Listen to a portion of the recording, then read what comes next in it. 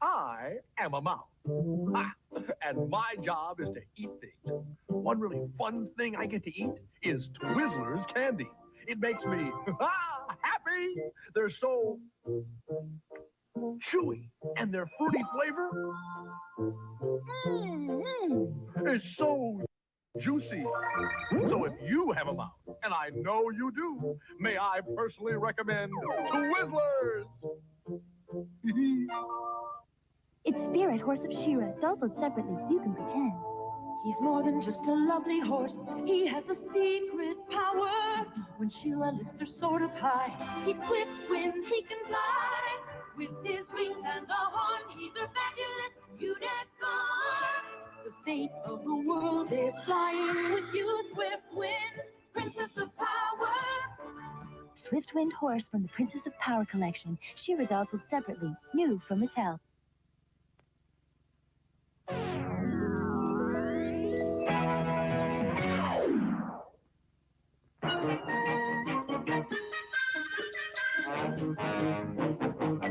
Coming up, an old-timer's flying high with pride when he helps prevent an air show accident. Then it's a fond farewell for a friend. The party's for Bingo, who's moving away, but just how far he didn't say on the Get Along Gang. Next.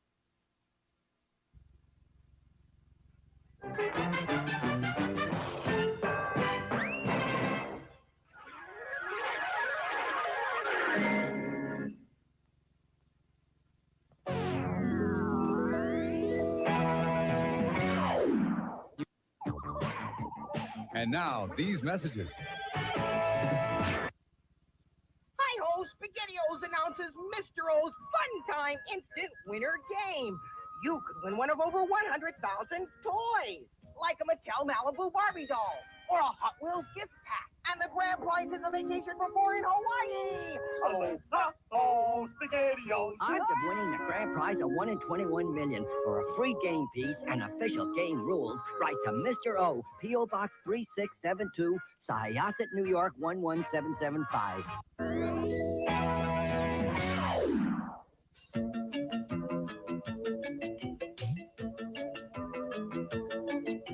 The Get Along Gang, Get Along Gang.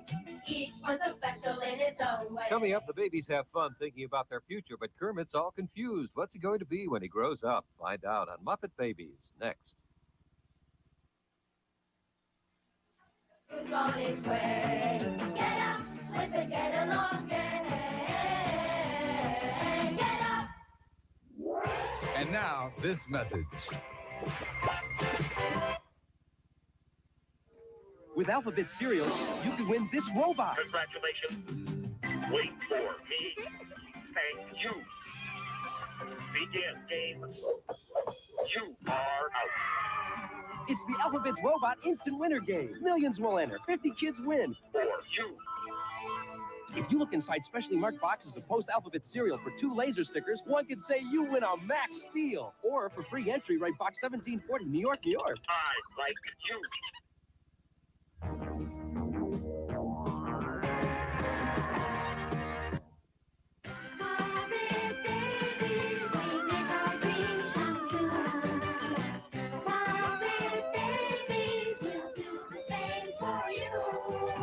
When your room looks kind of weird and you wish that you weren't there. Just close your eyes and stick with me, and you can be anywhere. I like adventure.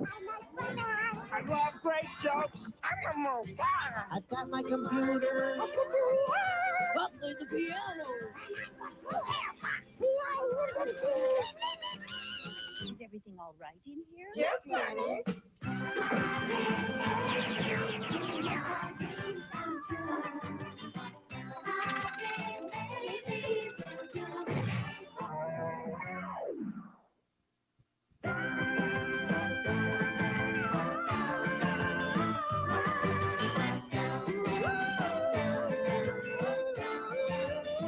Coming up, Dungeon Master has a mutiny on his hands when the kids take sides with a dangerous dragon to defeat the evil Venger on Dungeons and Dragons. Next.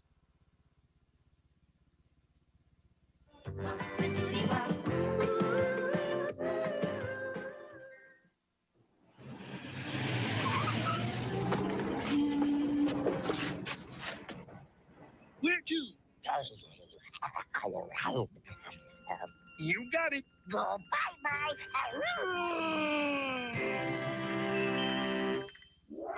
And now, this message. Here's the new Barbie Workout Center. You put it together. Great shape Barbie sold separately. How in your locker? We girls know where to set the pace. Right, Barbie? Workout center. Pedals going up, pedals down. Extra cycle really moves it around. Barbie lifting weights on the sled. Barbie always can, never can. We girls can do anything. Right, Barbie? The Barbie Workout Center comes with an exercycle and everything you see here. Barbie dolls sold separately. New from Mattel.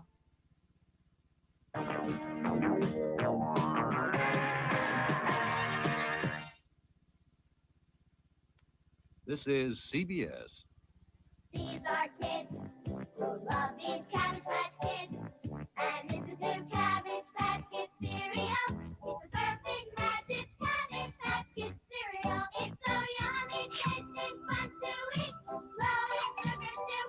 Each smiling Cabbage Patch face has a crispy taste. The good for you. Part of this nutritious breakfast. New Cabbage Patch Kids cereal. It's the perfect match. It's Cabbage Patch Kids cereal. Newlyweds have no secrets. Weekdays at 5. Today, in the realm of Dungeons and Dragons.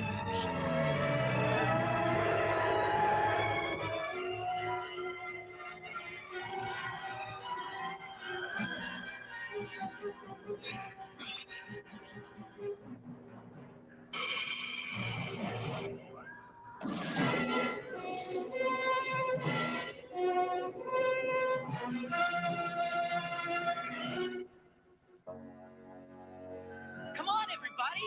The Dungeons and Dragons ride. Wow, neat. Give me a break. What's happening?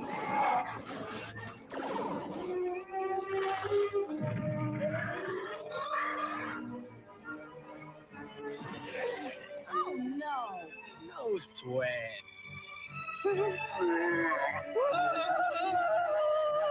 Presto.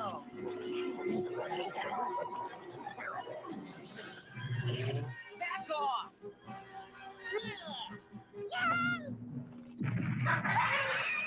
Young pupils, this way.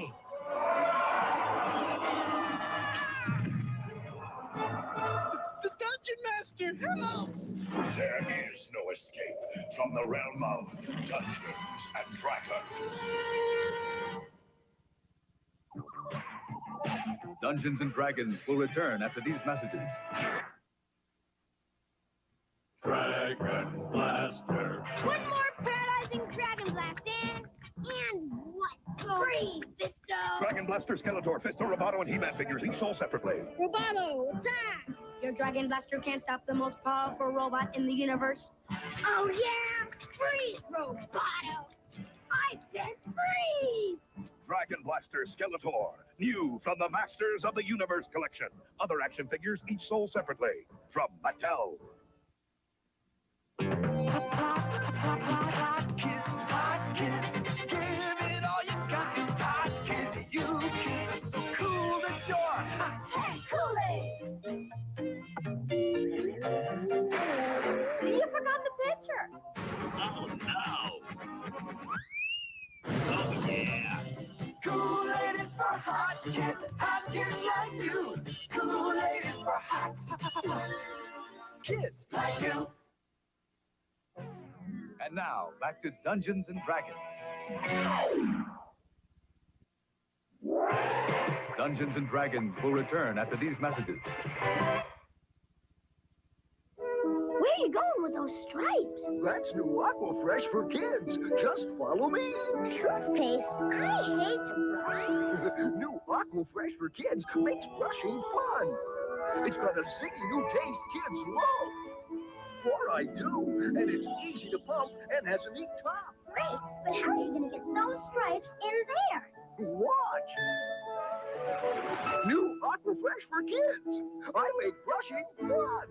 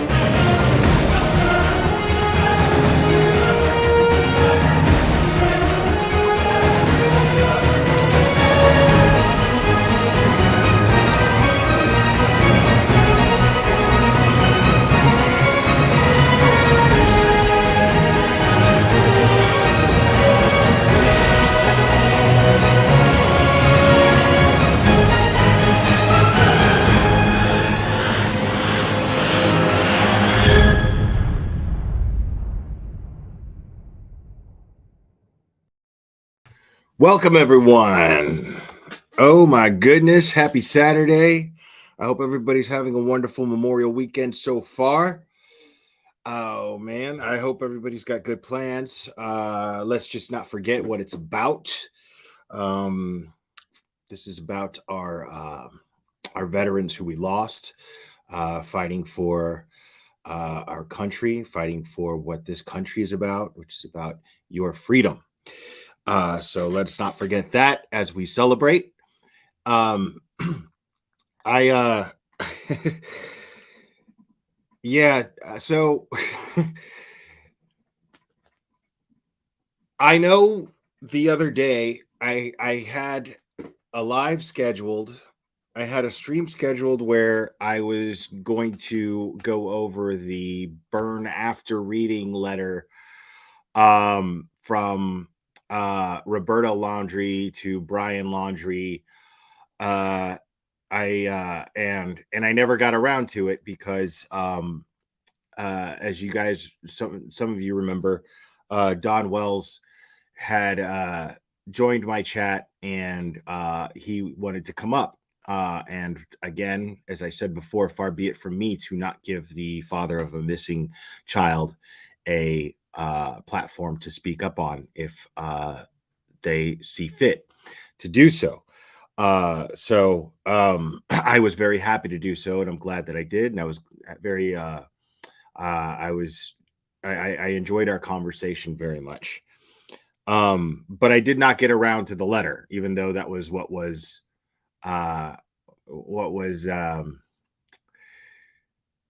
planned. So but I'm going to do you one better. To make up for it, I'm going to review Canceled Karen going over this letter. She yeah, as you guys know, we like to call her Canceled Karen because she was booted off of YouTube not once but twice.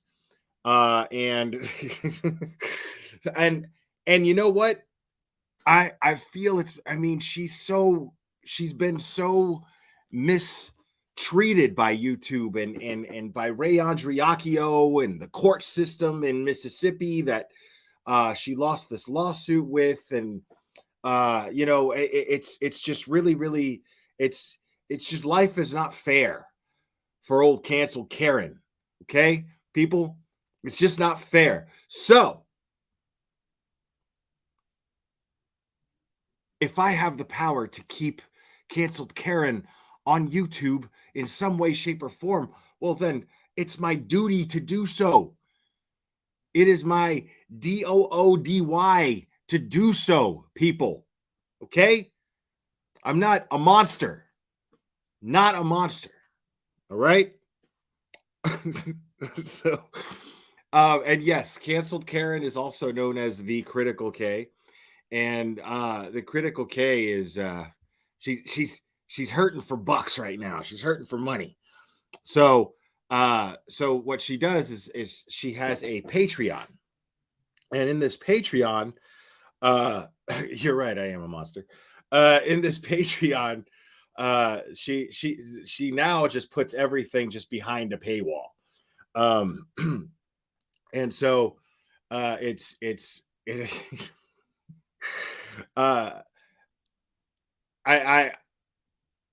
I just got to admit, I'm just petty, you know. I as long as she puts these things up behind a paywall, I'm gonna review them. I'm just gonna do them. They're just fun to me. They entertain the shit out of me. And even if they only entertain about 10 or 11 of you, I'm still going to do them because I'm petty as fuck. So we're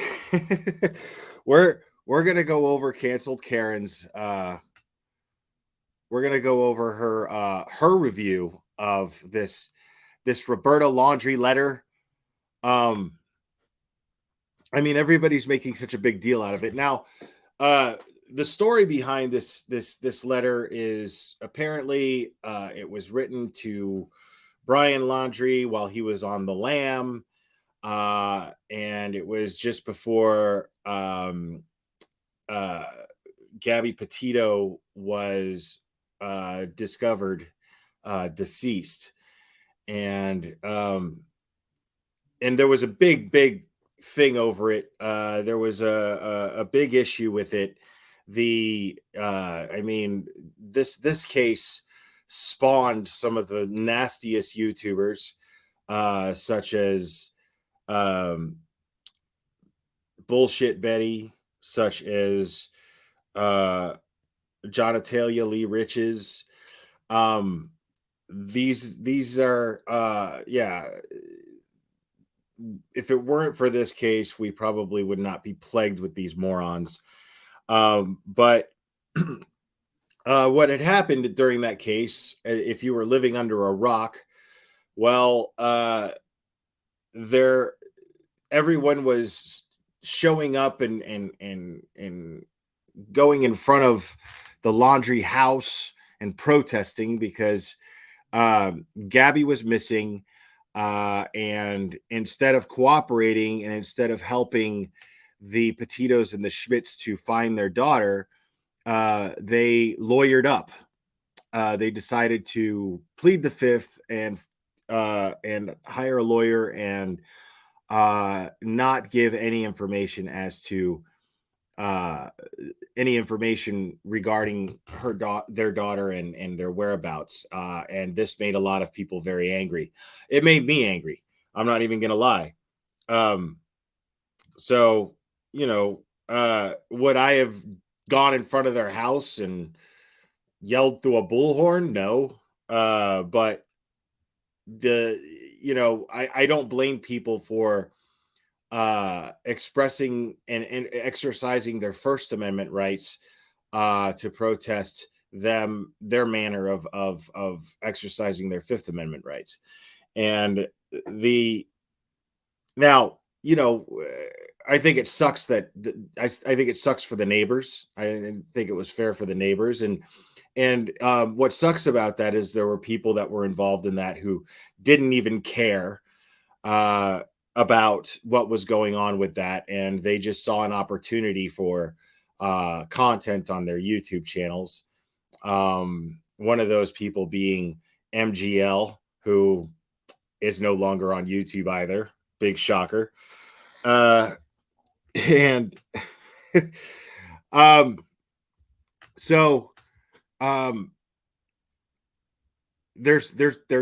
a pattern here. There's a pattern of people who do these horrible, nefarious things with their platforms. And then YouTube says, nope, we don't want to be partners with you. You got to get on. You got to get out of here. So, MGL is no longer on YouTube. She's moved on to some other platform. And I don't know. Maybe they're still covering her because for the same reason I still cover Cancel Karen, because I know it pisses her off, especially since this is all behind some paywall. And I could share it under fair use. Calamity Jade, thank you. Dare I say they distracted to the point LE confused Brian with his mom and lost him. Yeah, that happened. That happened. Thank you so much, Calamity Jade. That absolutely happened. And hold on a second here. Let me see something here. Before I go on with this video, I want to share my I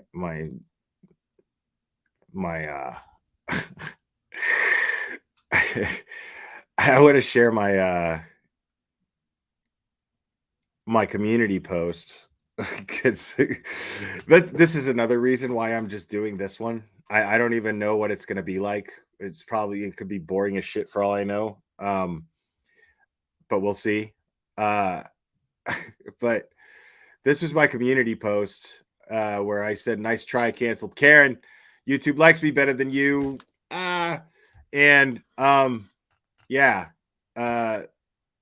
People, be careful with your platforms. Don't get yaxed. That's what happens when you get canceled like Karen. You get yaxed.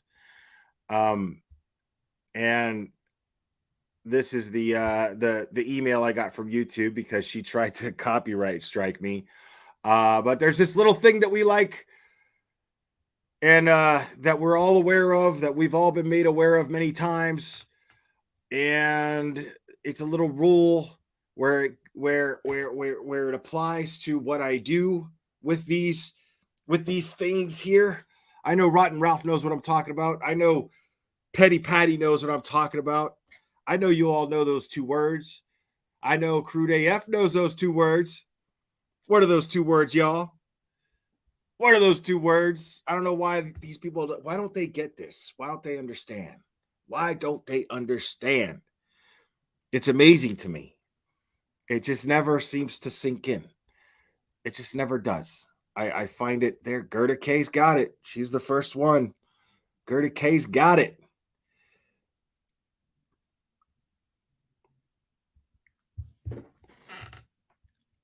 Wiener Schnitzel? No, not quite. That's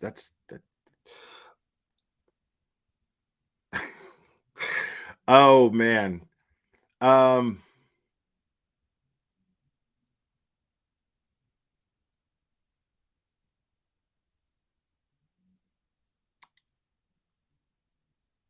Okay, hold on 1 second, folks. Hold on 1 second.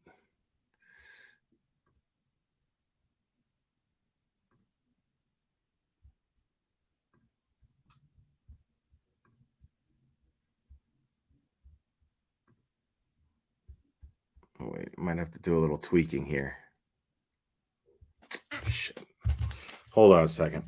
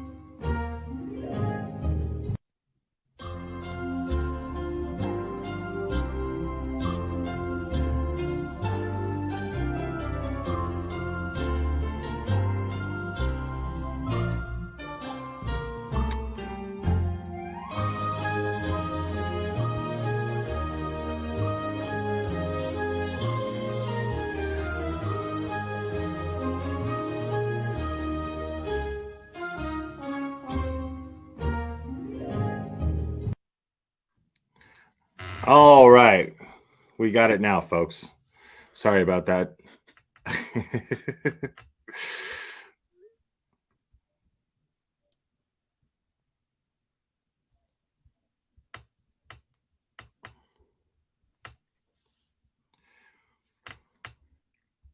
And again, I apologize for the I apologize for the voice you're about to hear. I never get used to it. Nobody ever gets used to it.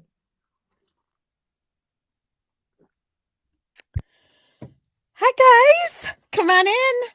We're going to take a little break tonight from the Barry Morphew lawsuit coverage because I kind of want to get in on this Roberta Laundrie letter before it's old news, you know, and the Barry lawsuit's not going anywhere. That's going to be around for a hot minute. Whereas the Gabby Petito stuff kind of moves in and moves out, right? It ebbs and it flows. And we've only got about maybe 50 more pages to go on the Barry stuff. So I figured, you know what? We'll just do that tomorrow night. Tonight, we're going to talk about this letter that has been revealed via this lawsuit. Ooh, you suck. Have filed against Brian's parents. And so I'm going to read, I made a post about it today, but I'm also going to read it and I'm going to share my thoughts. And I have questions and I have sort of some like thought-provoking stuff that maybe people can chime in on as well. So I'm going to go ahead and I'm going to start out by reading the letter itself. Now, yeah, that's a detail that I forgot to share is that in case you didn't already know, again, if you're living under a rock, the Petitos and the Schmidts are currently suing. Well, Gabby's dad and Gabby's mom are suing the Laundries for I'm not even sure exactly what the grounds they are suing for, but the idea is to get justice for Gabby. Yeah.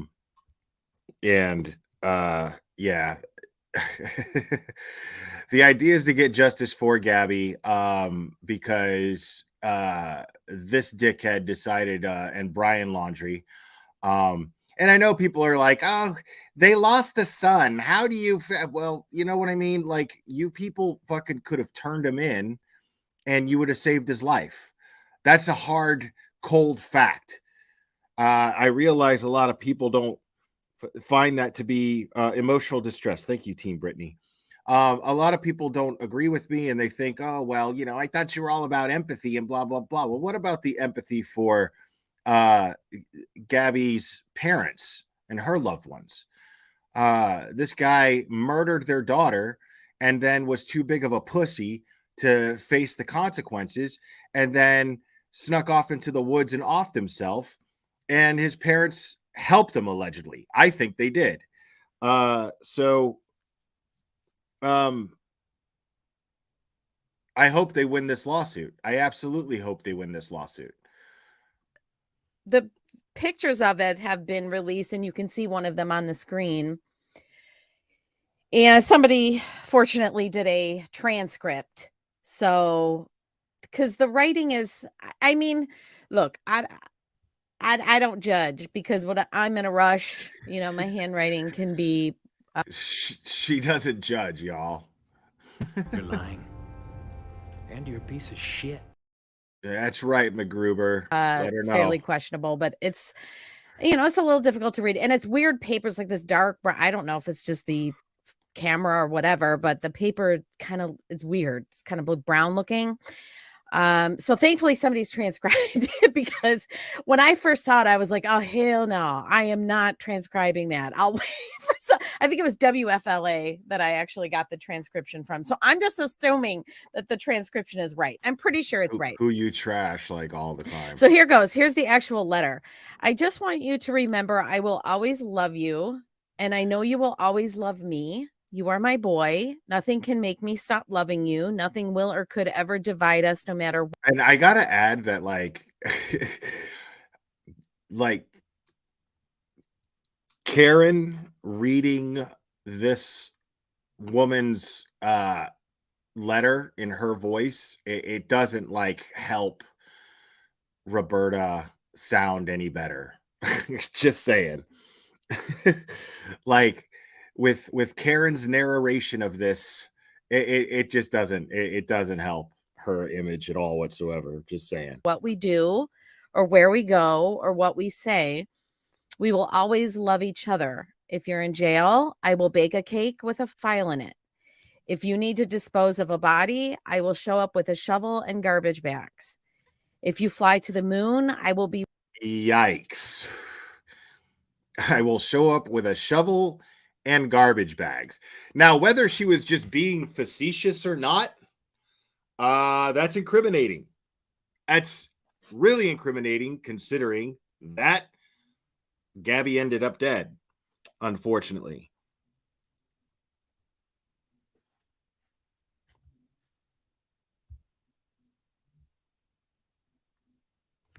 Okay. Watching the skies for your reentry. If you say you hate my guts, I'll get new guts. Remember that love is a verb, not a noun. It's not a thing. It's not words. It's actions.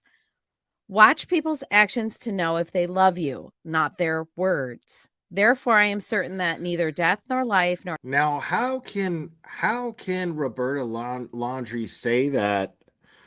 How can she say that in this letter describing love and not have any consideration for Gabby's parents, have any empathy for Gabby's parents and what they were going through? Let's not forget that, folks. Angels, nor the ruling spirits, nor things present, nor things to come, nor powers from above, nor powers from below. Nothing in the entire create world can separate our love. Neither hostile powers, nor messengers of heaven, nor monarchs of earth. Nothing has the power to separate us. Romans 8:38, extended version. Nothing can separate us, not hatred, not hunger, not homelessness, not threats, not even sin, not the thinkable or unthinkable can get between us. Not being sued for $10 million. Not time, not miles and miles and miles. Now, the letter makes no mention of Gabby, nor does the letter have a date or even anything in the letter that can be a potential reference to a date on when it was written. So, but Roberta herself is claiming that it was written prior. So here is what she herself has said.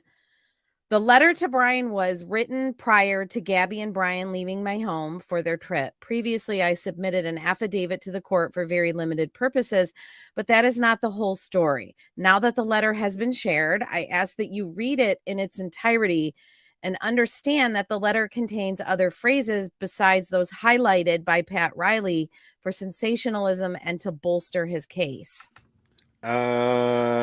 No. See, here's the thing. Just because, like, it doesn't matter that you said other things, that you added smoke and mirrors around the statement that if there is a body, you'll show up with a shovel and garbage bags. You fucking said that shit. And Gabby ended up dead, and Brian did not take any responsibility for it. And while you were being questioned by law enforcement, you shut down and lawyered up. So, yeah.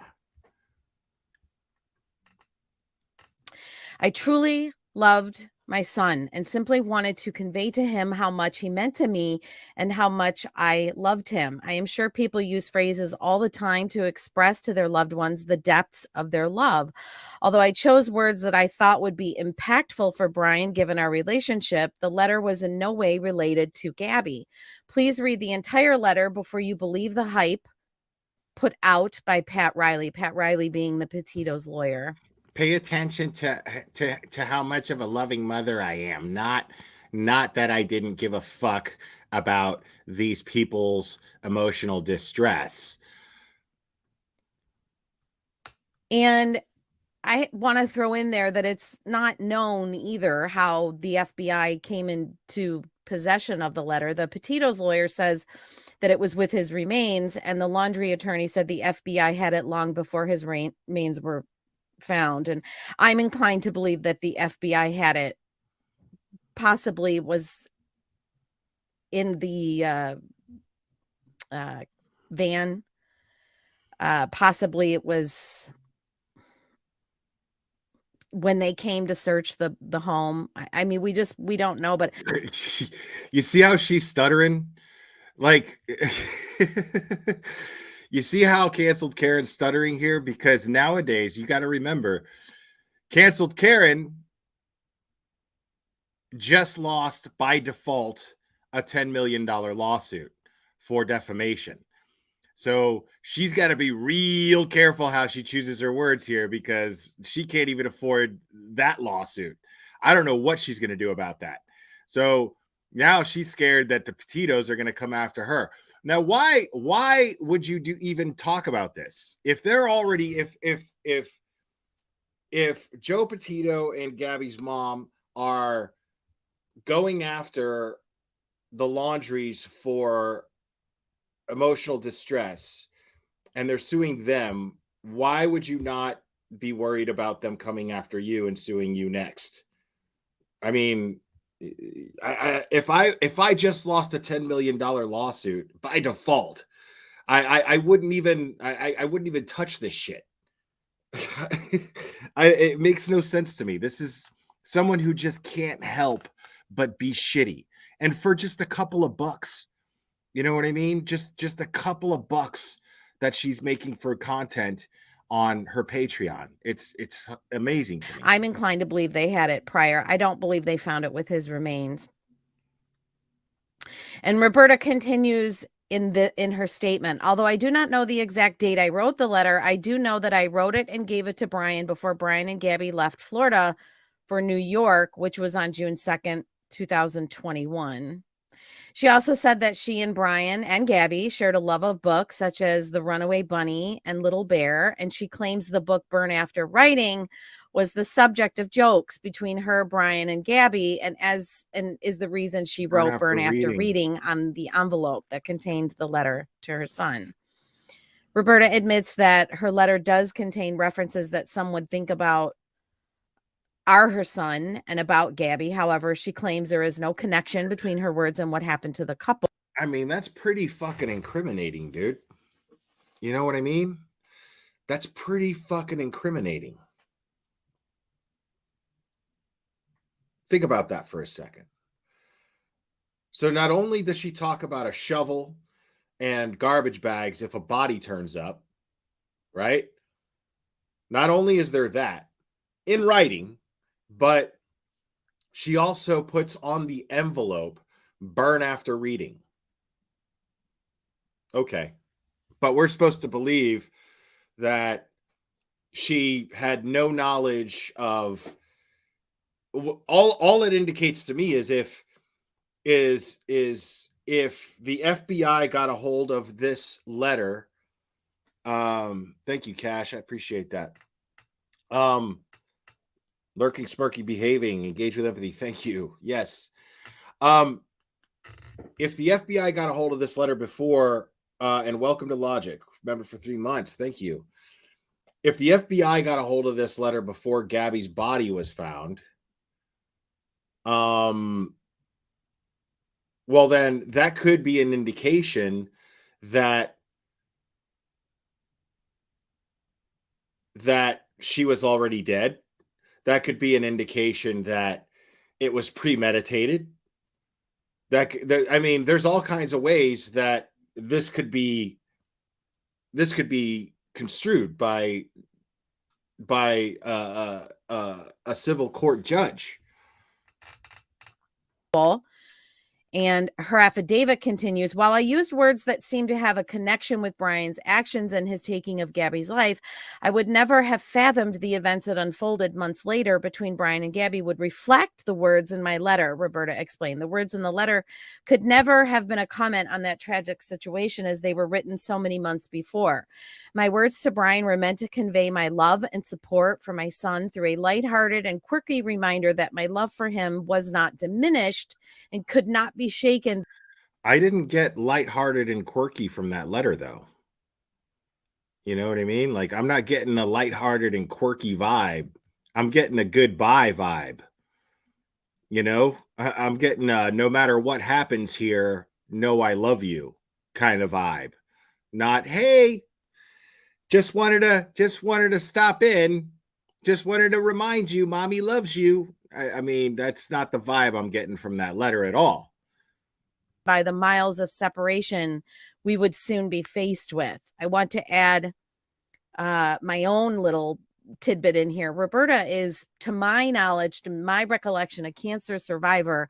And I kind of just, I thought about for a moment how much that experience and being a cancer survivor played maybe into some of the decisions that Roberta made. But here's the question. What really are the decisions that she made? We can't possibly know. And look, see, this is this is just something you can always count on canceled Karen to do. This is what you can always count on Karen Cankles to do. Is, and I say Cankles because of her feet pics that she sent to people on on Kiwi Farms, because she wanted to have someone doxxed. So yeah, Cankles is not slander, folks. They're there. They exist. They're Cankles. Just saying. So yes, she sent feet pics to someone because, and they were trolling her. They were like, yeah, we'll dox this person for you if you send feet pics and hold up a sign saying that I'm Critical K with and I want someone doxed. I went over it. Go back a couple years, go back a year or two in my live streams. It's there. I went over it. Look, to underscore why, but this is classic canceled Karen Cankles here. This is what she does. You can count on it. You can bet on it. You can bet that she's always going to go with the sympathy. She's going to sympathize with the perpetrators. She's going to sympathize with the person that everyone is calling out for being shady, being nefarious in some way, for just being shitty. She's always going to come to those people's defense. And she calls it thinking critically. And it's just asinine. And she's already been sued for it. And yet she hasn't learned a damn thing. I feel so strong in always being so dubious and skeptical about the things that we're told, and about particularly the slant that the media puts on things and the way the media tries to impress things onto us regarding these high profile cases. The media seems to always be hard at work. They're like the hamster in the hamster wheel. I mean, they're just go. They are constantly at work trying to gaslight, manipulate, and feed us false, misleading information. But where's the false, misleading information? There's the letter. And then you have her pathetic excuse for it, that is the public statement that she made in regards to the letter. What do you mean? Where's the lies from the media as far as that goes? It's right there, dude. Like, look, it's right here. Just look. I mean, what? I don't know what are you talking about? And get us leaning one way or another and gin up our emotions in one way or another. So there's a reason that I always take this real centrist, kind of middle of the road, dubious, not believe anything until there's real good reason to believe it. But it's not middle of the road. You're not in the middle of the road here. You're on the laundry side of the road. You're trying to steer people onto that side of the road. And you're making people pay for it. And to sort of underscore that, I had a friend of mine, and I don't know if she wants me to say her name or not, but I have a friend of mine who recently sent me a Reddit regarding the Kyron Horman case. Oh, yeah. We know what you do with your friends. So as soon as that friend pisses you off, you dox them. Someone who this is someone notorious for doxing people, and the minute that you know that friend pisses her off and is not friends with her anymore, then the respect for the privacy just goes right the fuck out the window. I love how it's there now, but just wait. And the Reddit was written 6 to 8 years ago. I think like 8 years ago. And the Reddit makes a very solid case for not necessarily Terry. Dude, listen. And I'm not faulting anybody for going on Reddit or 4chan or whatever. I'm not faulting anybody for that. But like, if you're not taking the information that you get from that with at least a grain of salt, like, you're a fool. Like, it's just a bunch of trash splattered all over a social media site. Like, it's ridiculous. I can't even do it. It drives me crazy. Horman's innocence, but in questioning the narrative that we were sold and that was pushed by the media, even in that case. And the Kyron Horman case is sort of, most of these high profile cases, I will say, are like peasant traps. Like, when you put a strainer in your drain to catch hair, it's like that, right? It's to catch the pet. It's like a peasant catch-all. The Kyron was certainly one of them because he was so cute. And how could you not? And it was a mystery, right? It's complete mystery. What happened to him? I admit that case sort of peasant trapped me. And I felt very strongly back then in 2010. I love how she comes up with these fucking terms. I was peasant trapped. I was peasant trapped. Like, oh, what? Yeah. Anybody who apparently actually empathizes with a victim is a peasant as far as canceled Karen goes. And for several years prior, I felt very, very strongly that Terry, the stepmother, disappeared him. And I can look back now, and I can, especially after reading this Reddit that I went through last night, I can look back now and see how I allowed myself to be gaslit on a number of things regarding Terry that now, like, she has no capability of taking any accountability. Even when she's trying to take accountability, she can't do it. She's like, I was gaslighted and I was peasant trapped. Are either been proven flat out false, or just by applying common sense, logic, and reason, don't stand. Team Brittany, thank you so much. Thanks for all you do. Double Deuce email. Appreciate that. Thank you so much. The smell test and specific misinformation, i.e. the emails that Desiree is always talking about, but has never produced, where Terry allegedly said she hated Kyron. I mean, those have never been produced. So why did I knee-jerk believe Desiree? Why did I knee-jerk believe that? Well, because I got caught in the peasant trap of the Kyron case. And I read this really awesomely written thing read it last night, and I'm like, holy shit. Now I have to sort of Brittany, yes, I got your email. Thank you. I understand. I get it. I appreciate it. Do and unravel the peasant mentality that even I developed over Kyron Horman. And it's crazy when you are able to objectively, that's what a sign of intelligence is, though, right? When you look at something and there's new information and you go, oh crap, maybe I was wrong. Maybe I need to revisit. And I did that. And I think in this particular case, people have been given a lot of misinformation, bad information. They have been gaslit by the media for whatever the media's reasons are. I can only speculate. Why are you misusing that word? Like, gaslighting means that you're made to believe that you're crazy.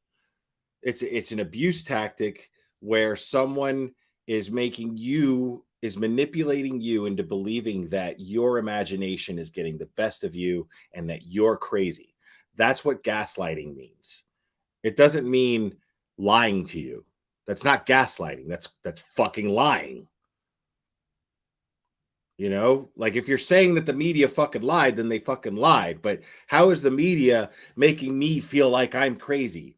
No, that's you're gaslighting your listeners is what you're doing. Basically, if you listen to the media and you believe the media, well, then the media has then you're convincing them that the media has caused them to believe something that's not true, that they're foolish and that they're easily fooled.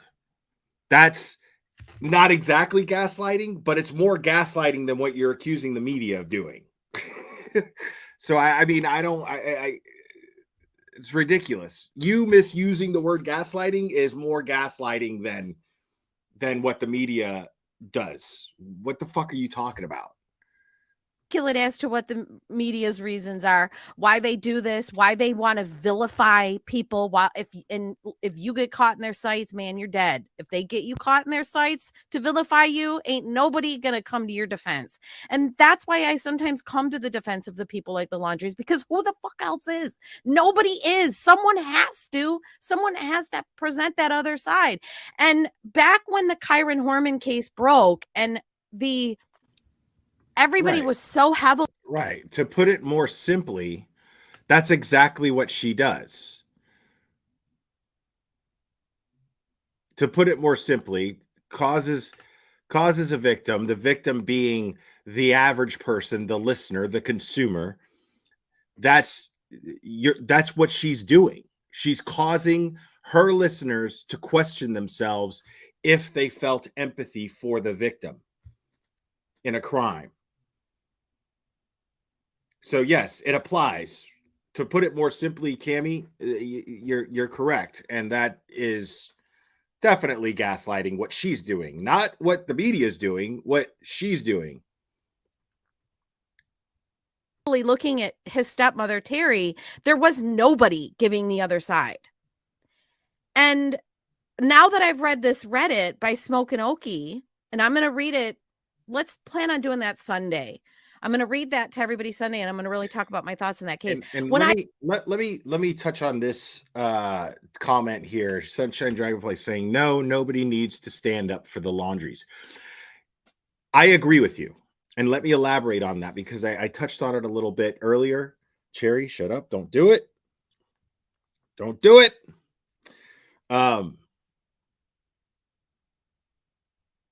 Yes, the Laundries lost a son. But here's my opinion, and this is absolutely my opinion, and I stand by my opinion.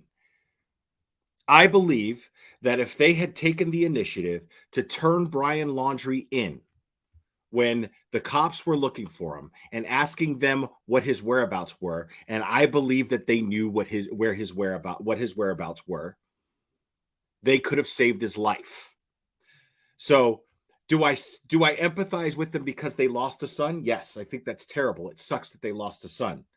But they had no empathy for the Petitos and the Schmitz. They had absolutely no empathy that they lost someone they love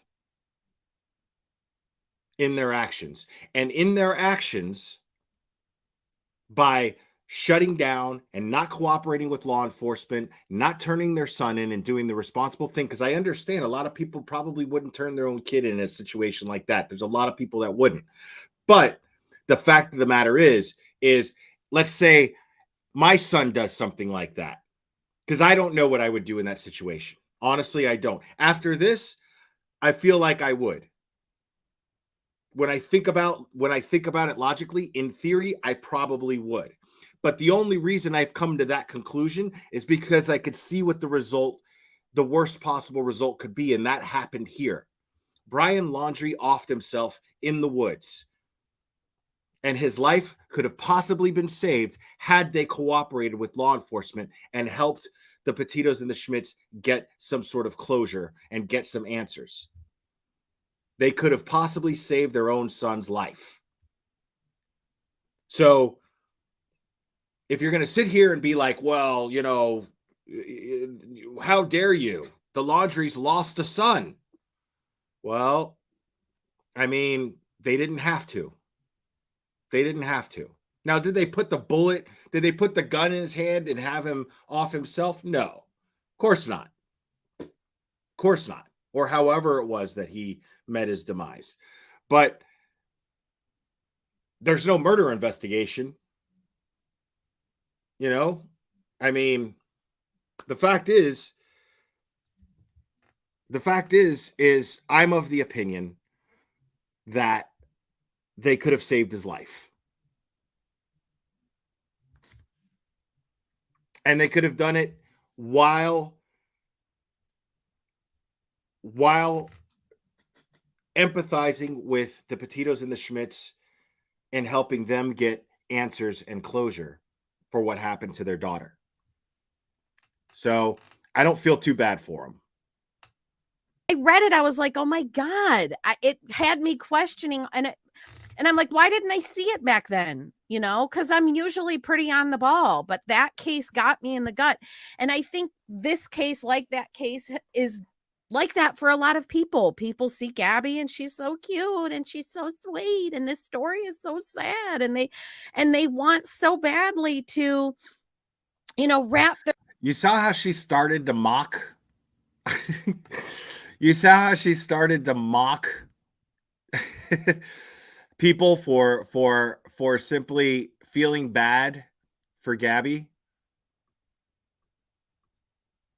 On the ball, but that case got me in the gut. And I think this case, like that case, is like that for a lot of people. People see Gabby and she's so cute and she's so sweet. And this story is so sad. And they want so badly. And she just caught herself, and now she's coming off like she's empathizing with people who felt bad for Gabby. It's very interesting. Like her nature is just to be shitty. It's not an act. Her nature is to be shitty. Being empathetic is an act for her. And that was just a very, very subtle example right there. Because she was about to just go on this tangent, making fun of people. Had she been drinking more, that probably would have went a little further. But she caught herself. To, you know, wrap their loving arms around the Petitos and be very compassionate with them. And if the media is telling them to hate the Laundries, then yeah, there's good reason to hate them. Yeah, everybody, let's hate them. I mean, that's literally the mentality. That bro, is it not fact? I'm not, I take accountability for my shit, okay? Let me explain to you why I have the opinions that I have towards the Laundries. Is because the facts that are indisputable dictate that the Laundries they could have cooperated with law enforcement, and they refused to. They could have turned their son in, and they refused to. And Gabby turned up dead. And then their son went into hiding. And after he came back, they went on a camping trip together. And I have my opinions. Now, it's not a fact. I don't know what was going through their minds at the time. It's not fact. I don't know for sure. But I believe, personally, it's just my opinion, that they were fully aware of what happened to Gabby, what Brian did to their daughter, or what Brian did to the Schmidts and the Petitos' daughter. They were aware, and they thought, let's have one more camping trip with him before he either turns himself in, or God forbid they knew what he was going to do as far as offing himself goes. God forbid. I'm not saying they did. I don't know. But what I'm saying is they absolutely enabled him to death. Well put, Helpcat. That's my opinion as well. To put it quite simply, They enabled him to death. So, and these things are based on fact. I formed this opinion based on facts. And I'm not going to blame the media. The media collected facts. Now, I take how the media writes these things with a grain of salt, but I take facts that are verifiable, and then I form my own opinion because I think critically. Amazing. Right? So, they knew that Brian Laundrie did something. Otherwise, they would not have shut down. They would have cooperated to some degree with law enforcement. They absolutely would have. But they didn't. They completely shut down. And then they go on a camping trip with him. And then he disappears into the woods. So, Sean B., I agree with you. I don't know that for a fact, but that's my opinion as well. I believe that to be the truth. Yes. That is bred into you by these media stories. And I think the media has done that in this case. And you almost need to just go to ground zero and say, look, I know nothing. I will wait for the facts to emerge. If it emerges that Roberta... The facts did emerge. The facts did emerge. They could have cooperated with law enforcement. They didn't. They could have communicated and answered the Schmitz and the Petitos calls and texts, and they refused to. They wouldn't even cooperate with them. So, I mean, these are facts. Those facts are enough to form a valid opinion on. Specifically knew things that would help to find Gabby, then yes, I will be the first to say, wow, that's pretty bad. Not the best decision that she made.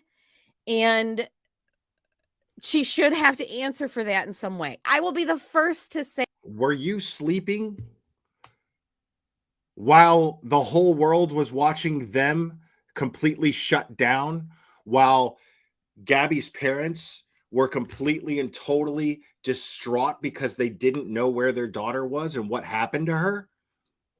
And these people didn't give a fuck the entire time? And hid behind a lawyer? Were you sleeping? Because the rest of us, we saw it. Like, say that, but we don't have that yet. We are not there yet. What we have is this letter. What? And it's weird. It's strange. What we have is that letter on top of all the other shit that we knew was going on at the time of the case being open. What are you talking about? That letter right there is just the cherry on top.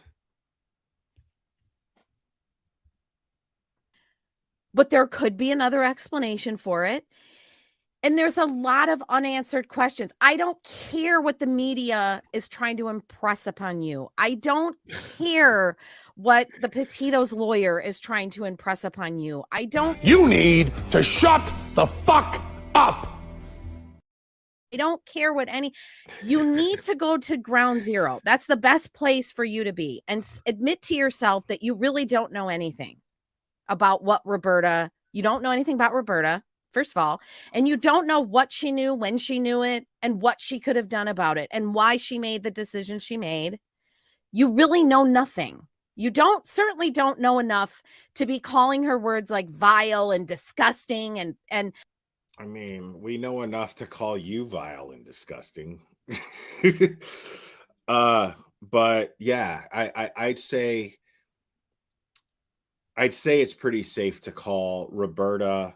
And now I'm not going to call her vile and disgusting because of the letter.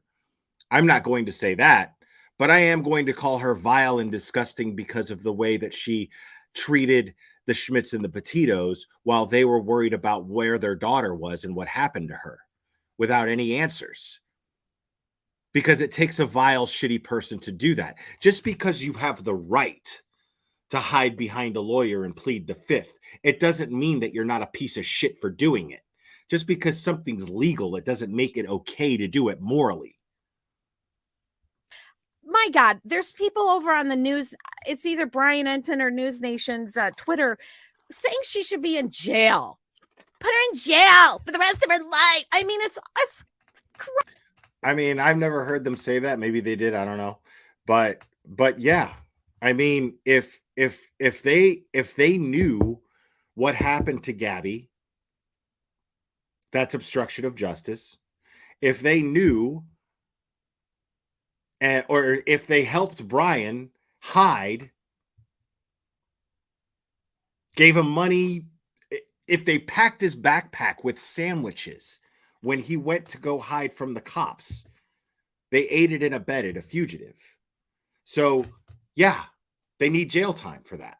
They should be in jail for that. Problem is they can't prove it. But, I mean, it sure fucking looks that way, though, doesn't it? grossly out of line and out of bounds. We don't know anything. Roberta wasn't charged with a crime. So clearly the investigating authorities, to include the FBI. The question is, should she have been charged with a crime? That's the question. I never found anything that rose to that bar or rose to that level. So everything other than that. Let me point this out too, because I'm of the belief that, it's just my opinion, my personal belief, but I don't think that the Schmidts and the Petitos would be taking the Laundries to court if charges were brought up on them and justice was being served. I think they're doing this for the sake of justice. I don't think they're doing this to get money, to capitalize and line their own pockets. I don't believe that's what this is about, this lawsuit. I believe this lawsuit is about getting justice for their daughter in some way, shape, or form, because that little douchebag offing himself by doing that, he robbed this family of justice. Plain and simple. And if they helped him, they robbed them of justice too. Sounds to me like a possible moral dilemma or an ethical dilemma, because as I said, we don't. You know that laws are based on morality and ethics, right? You know that, right? You know that they make laws based on what's right and wrong. Morality and ethics. You know that, right? Just checking. I don't know if you know that. Just checking. Unbelievable. Boo, you suck. No. First of all, when she wrote this letter, there's no date on it. So we don't know, and probably will never know. I don't think they have any forensic testing they can do to determine when she wrote it. So it's weird. It's interesting, but I'm going to put it over here on the back burner. And then, what are you? An idiot sandwich. What did she know and when did she know it? There are so many possibilities. There's so many different explanations that it could possibly be. That's what critical thinking looks like. When you stretch your brain to right. Critical thinking, what it looks like is not to just take the variables of this letter, but to take all of the facts regarding the case going all the way back to when Gabby first was reported missing. You take all of that information that we have along with this letter, and it paints a pretty broad picture. conceive of all the possible explanations for something, for a mystery, something that is in question. And it is definitely in question what she knew and when she knew it. What specifically she knew, when she knew it, and what she could do about it. And furthermore, what could she have that she could have said to the Petitos that would have given them any sort of answers, and balance that with whatever she did know may not have risen to that, where she could have given them specific information. And it was just maybe she just knew, maybe he called her. Because look, I'd be willing to bet that he did. I'd be willing to bet that the phone records seem to indicate that Brian called them. And then on the heels of that, a lawyer was called. So there's an inference that can be drawn that Brian called his parents either in the hours or the days after taking Gabby's life, and whatever those circumstances were, we don't even know those. We don't know if it was wait, what? Heat of the moment. We don't know. Who cares? It doesn't matter what the circumstances were. It doesn't matter. He killed her. And he ran from the accountability for it. Period. That's all we know. That's all we need to know. That's all I need to know. What difference does it fucking make if it was in the heat of the moment or it was premeditated? It doesn't matter. The fact that you're even trying to rationalize why he killed this innocent girl, and yes, she is very innocent. She was a very innocent girl. The fact that you're trying to rationalize this in some way shows your character. If he planned it, we just don't have enough information about that either. Doesn't other matter. than we know he did it because he confessed to it. But I'd be willing. You're a little cunt. Surprised at all Yes, if the Kristen phone Wiig. records indicate that he called them at some point. And so an inference can probably be drawn that maybe he called and he confessed. But what did he confess? Did he confess that it was a crime? Bro, it's a bad look, dude. It's a real bad look.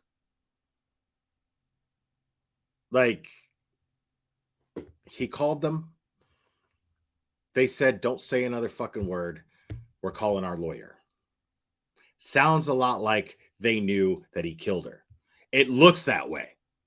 But that's all that matters here in this lawsuit.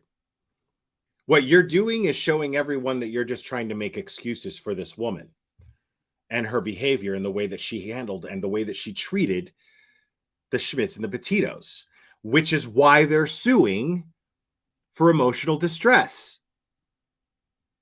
Because it sure as shit looks like they got a case. Wow. Crime of passion. He lost control of himself and did something awful that he couldn't take back and tried and panicked and I'm leaving. I'm on my way home. We don't know what that conversation looked like. It could be that simple that he didn't. Well, I say simple, but it could be that he could just called and said, I killed her. And what do I'm a fucking idiot. I'm a fucking idiot. I'm a fucking idiot. I'm a fucking idiot. Specifically where Gabby was and keeping that information from them. Because therein lies the dilemma, right? If that were your child, if that were your son or daughter, and they called you and they were freaking out and threatening to kill themselves and, oh my God, I did this awful thing. What am I going to do? What am I going to do? All right. Right there. Because there is a dilemma. I'll admit that. I have to wonder if I would turn my own son in that situation. But if he threatened to kill himself, no question, I would turn him in without even the slightest doubt. If I had information on his whereabouts after he threatened to kill himself, I would absolutely, without question, without hesitation, call the authorities and turn him in just to save his life. So here she is, even putting that out there as an example to make you question, like, would you turn your son in? And if he sounds so sensitive that he's even threatening to kill himself, dude, if he threatened to kill himself and you didn't turn him in, along with all the other information that we have as a factor in all this, well, then you enabled it. You enabled his demise. Period. Oh my God. If that was your child, what would you do? Would you immediately pick up the phone and call the parents? Yeah. Some people would, some people wouldn't. I'd call the authorities. I don't know what I would do. I'm really glad that I probably will never have to make that decision. I'm very blessed that I hopefully will never have to make that choice. Hey, yo, what the fuck? No, what I would do, I guess it would just depend. And did she have a legal obligation? I don't think so.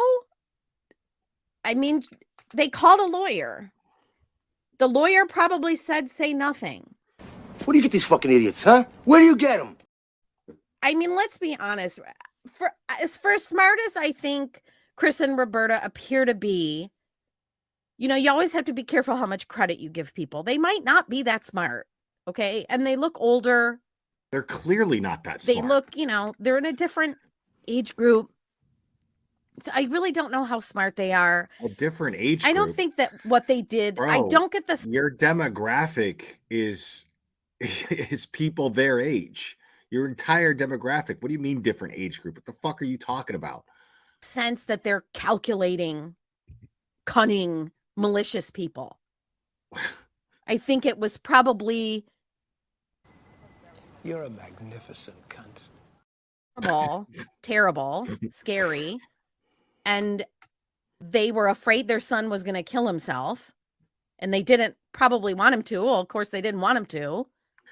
I love how she's brought this up twice so far.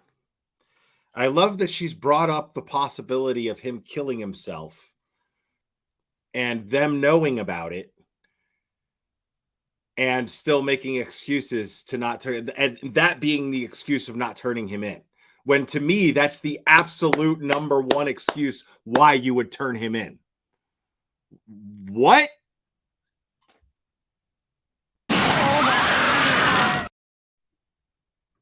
And so they had to balance how they would handle their actions and try to keep their son alive and balance that with alerting the Petitos to the fact that he's confessed. Were they? It's so telling what kind of a person canceled Karen is. The fact that she's even struggling with, I don't know. If my son threatened to kill himself, I don't know what I would do. Bro, you turn him the fuck in. Why do you turn him in? Because that's probably the only chance you have of saving his life. Period. What the fuck is wrong with you? Under a moral obligation to tell the Petitos that he confessed to them. Why are you keep bringing up the Petitos? Why do you keep saying tell the Petitos? Yes, there's a moral obligation to do that for sure. But if it's a question of whether or not their son is going to kill themselves, is going to kill himself, well, then that's when you cooperate with the authorities.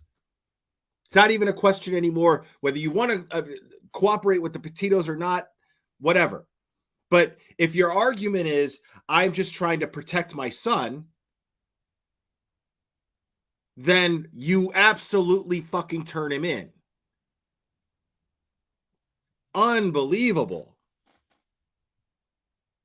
It's a very difficult question. No, it's not.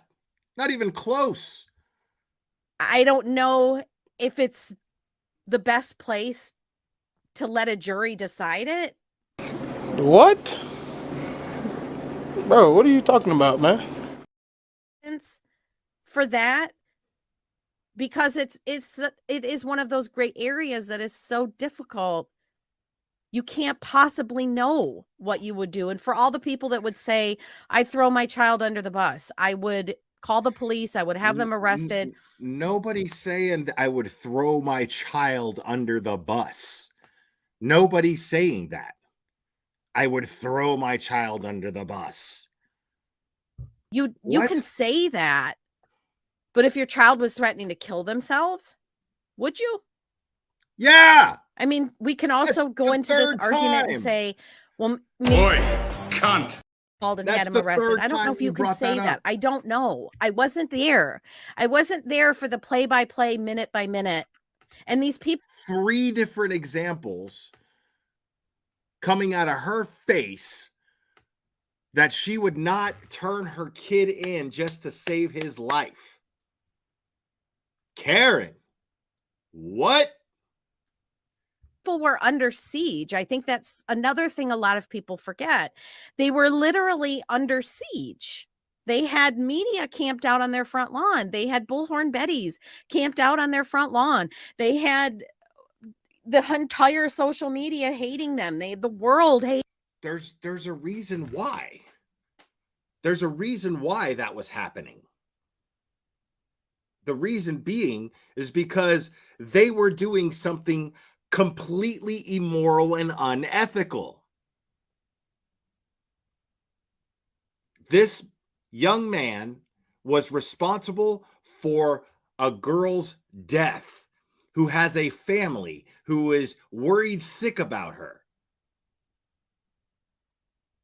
And yes, there were some of those people that were there just for clout. Sure, granted.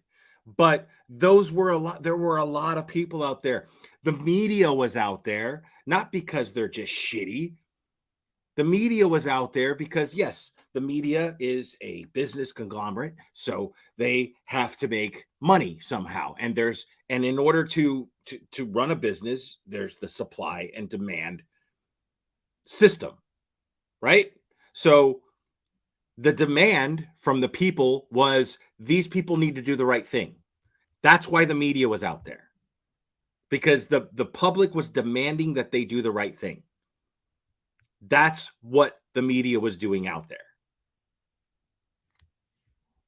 Wow. Hating them, making fun of them, immediately thrust into that spotlight, and probably never, well, certainly never been in it before. So I guess I'm just the type of person that I look at the potatoes and I see all of social media, literally. Well, if I had to put a number on it, I would say it's 80-90%. Okay. 80-90% of social media and the true crime community is going to be on their side by default, because they're sympathetic. They're Gabby's parents. Shut up! Oh my God, I don't care! Or question them, or question anything they're doing, or say anything sideways at all about what they're doing. You don't have the right to be dubious about them. You don't have the right to be untrusting of them and their motives and their agenda. It's a default position to just be extremely sympathetic towards them and defend every single thing they do. Every right. And have no question at all about their own actions and the past even. Don't nobody do that, because the whole of the internet will come for you. It's a very difficult, unpopular place to be on the other side. But I've always found that trying to look at the other side and empathize and sympathize with them is a growth experience for myself. It's all about her now. I love it. I do have the capacity to do that. And I wish more people had the capacity to do that. The media can't outsmart me because I'm a moron. Wants you to detest the laundries, to hate them, to vilify them, to demean them, to be suspicious of them, to be angry with them, to vent your frustration, outrage, and anger on them. That's what the media wants. So I have this natural resistance to that. I don't want to do that. I actually want to have sympathy and empathy for both sides, but it's hard to do when it becomes a competition. When it You big dummy. Abilities. But I absolutely understand why the Petitos are angry. I get it. Totally understand and get it. No, you don't. Because here you are trying to discredit them for feeling the way that they do. You're trying to convince your audience that they have no ground to stand on in their feelings. Like, get real. I just don't know if a courtroom and a jury is the proper venue to hash this out. What is then? Exactly. What is? If they have a lawyer, I mean, oh my God. If they lawyered up back then, right? If they lawyered up and have refused to have any contact or communication with the Petitos and the Schmitz, then what is the proper venue exactly other than a courtroom?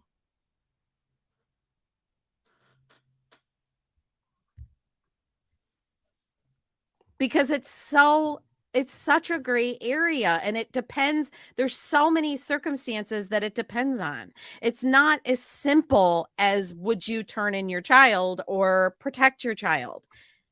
There's a lot of other stuff to consider. It's Like complicated. What? Like what? Are they fugitives themselves? Are they afraid that some sort of crime that they've committed is going to get investigated? I mean, those things are you know, I get that. Still makes it shitty, but I can't imagine what other variables there are. It makes no sense. Oh, you guys. There you go.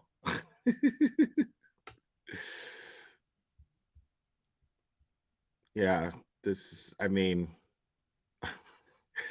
this is exactly how I feel.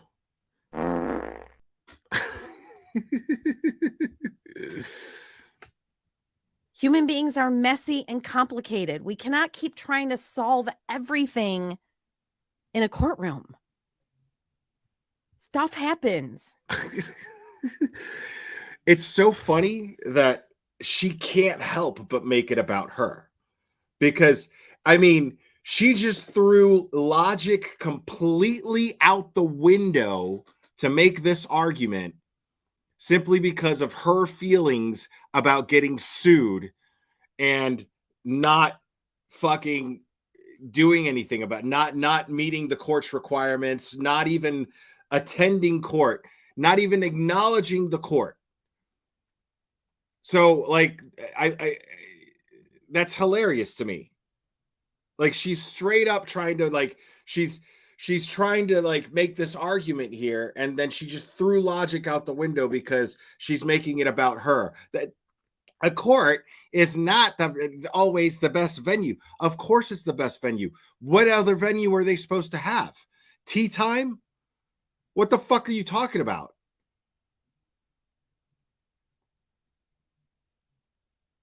Should they go shoot pool and talk it out?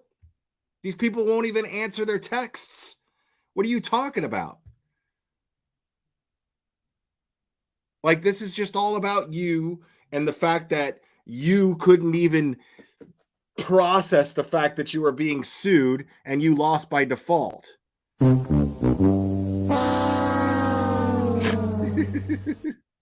People do things that doesn't make sense. They do things that are against their own best interests. They do things that are against other people's best interests. They do things in panic, fear, ignorance, for all kinds of reasons. And each situation is completely different. So if Roberta only knew that he killed Gabby, but had no clue where Gabby was, I cannot say that I would, if it were my son in all things considered. And I say all things considered because I interviewed people close to the Laundrie family I interviewed friends of the family, and I interviewed people who knew Gabby because I wanted to understand the back. You're lying. And you're a piece of shit. Again, don't nobody ever talk about a victim or their past or what they did that might have set them on the path to their destiny. Don't nobody ever do that, but I do, because why not? I should be able to. If an author were to write a true crime novel, that's exactly what she would do. So I want to do that. I want to get a more rounded out picture. I want to understand Gabby and what led her to that point. So why Gabby and what led her to that point? Why are you implying now that Gabby is responsible in some way, shape, or form for being a victim of abuse and murder? See, this is what she can't help but do. Things considered, when I have people telling me, and look, I cannot independently say whether any of this is true. I can only say I spoke to people who had connections to the family, close connections to the family, and these are the things that they said. Fuck you. Cannot with 100% because I wasn't there. I can only take them in, report them, and file them away and keep them in mind when trying to form in my mind more rounded out picture of the story. So I had people that told me that Gabby was out of the home at a very young age. I had people that told me she was out of the home at a young age, like 17-ish, because she was smoking weed, and neither her mother and her mother's new husband or her father and her father's new wife wanted it around the younger children. Gabby was the oldest with a bunch of younger siblings that were Gabby's nuclear family broke apart, and each parent went. What the fuck does that have to do with her getting murdered by that little dipshit? Their own way, met new people, formed new families. Look, I'm not judging. I'm just saying that is. Yeah, you are. Why would you bring it up? If you weren't judging, why the fuck would you bring it up? Like it wouldn't even be a relevant thing to even talk about if you weren't judging. You bringing that up comes from a place of judgment. Idiot. Story, and it's not always the best when that happens. Okay, it's not always the best for the child caught in the middle of that. So, but that is what happened to Gabby. That was her life. That's her story of her life. So what I was told was she was out of the home by an early age because of pot smoking. She then, I believe it was North Carolina. You're a magnificent cunt. In there, she lived she had a friend she lived in an apartment with. She had a boyfriend that things soured in that relationship as well, and she had to file a restraining order, and she had a lot of issues with the parents of that guy. There was restraining orders filed, and I think something about they kicked her out or something of that nature. Okay, I'd have to go back and listen to my old interviews. And then she then hooks back to Brian, whom you need to shut the fuck up. Again, I'd have to go through my notes, but she was either living with the Laundries and then moved in the condo, or moved in the condo and then lived with the Laundries. But at any rate, they got into a condo, which is a senior living. It's for seniors and under. And again, with the pot smoking and the loudness and whatnot, and they were thrown out of there because they weren't supposed to be there to begin with. Dude, she's a young girl. Like, what are you talking about? And who cares if she was smoking weed? Should she be drinking fucking wine every fucking night with ice cubes like your dumbass? But the Laundries were allowing them to live there. And then there was assistance with getting Gabby a job. And Gabby, it was reported to me, she would take Roberta's car without permission. She was getting in with people And we all remember the one girl. Remember the one weirdo girl, right? That was in the beginning of all of it. There was some insinuation that there was drugs being done. I don't know. I wasn't there, but we could all see that that girl was troubled and kind of a weirdo. And there was drama in the laundry home when Gabby was living there. And then I was also told that Gabby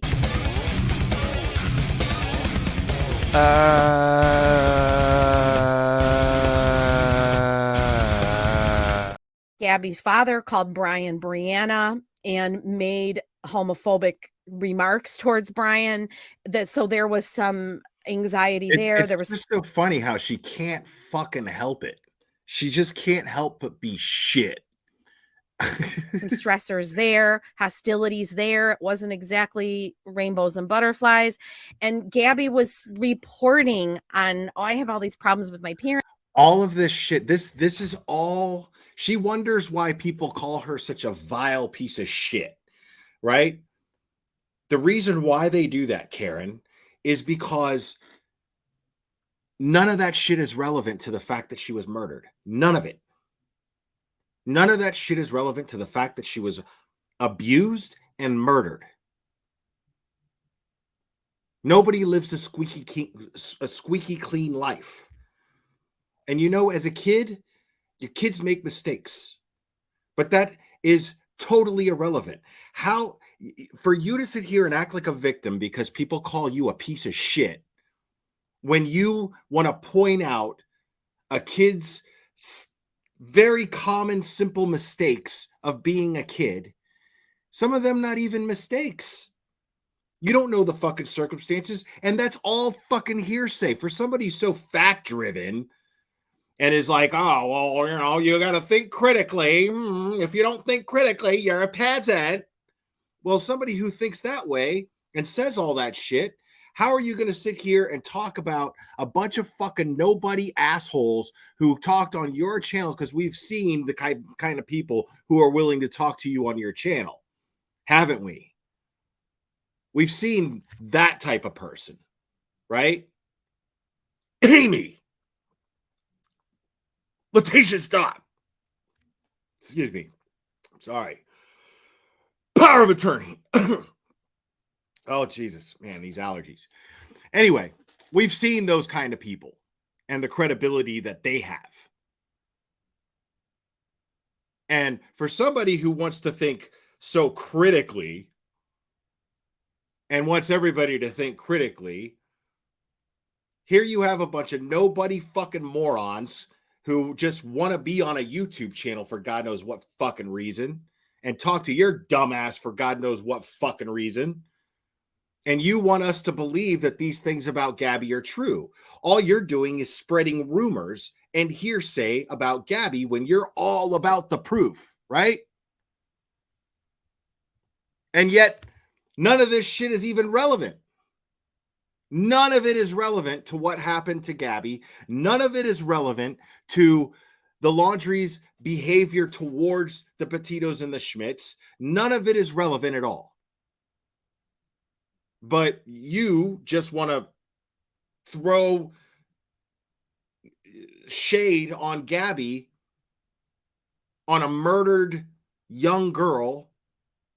You just want to throw shade on her for what reason? For what? I mean, what's the connection here? And my mom's so terrible, and she would tell people these crazy stories, according to my source, about her mother. So all things considered, if you're Roberta Laundrie and you've been told these things, and if you're Roberta Laundrie and you think like Roberta Laundrie, you might prejudge these. I'm not going to think like Roberta Laundrie. Like, I'm just not. I'm not going to think like Roberta Laundrie. And I'm not going to write my son a letter, no matter what the fucking circumstances are, saying that I would fucking help him get rid of a goddamn body. I wouldn't do that. I don't know anybody in their right mind that would fucking do that. That's crazy. Why the fuck would anybody say that? People, the Petitos, you might not think the greatest of them. You might not have the most respect for them. You might not feel comfortable talking to them. You might be in your mind don't have that rapport. And add to that, how do I know they had Roberta's phone number? This is the stuff that's not yet been established. Did they call Roberta? They claim they text. Remember, there was a claim of a call and then there was a claim of a text. I'm open to it, but I've yet to see. Sorry, I was muted. Now the Petitos and the Schmitz are liars, right? The Petitos and the Schmitz are liars when they say that they tried to contact them.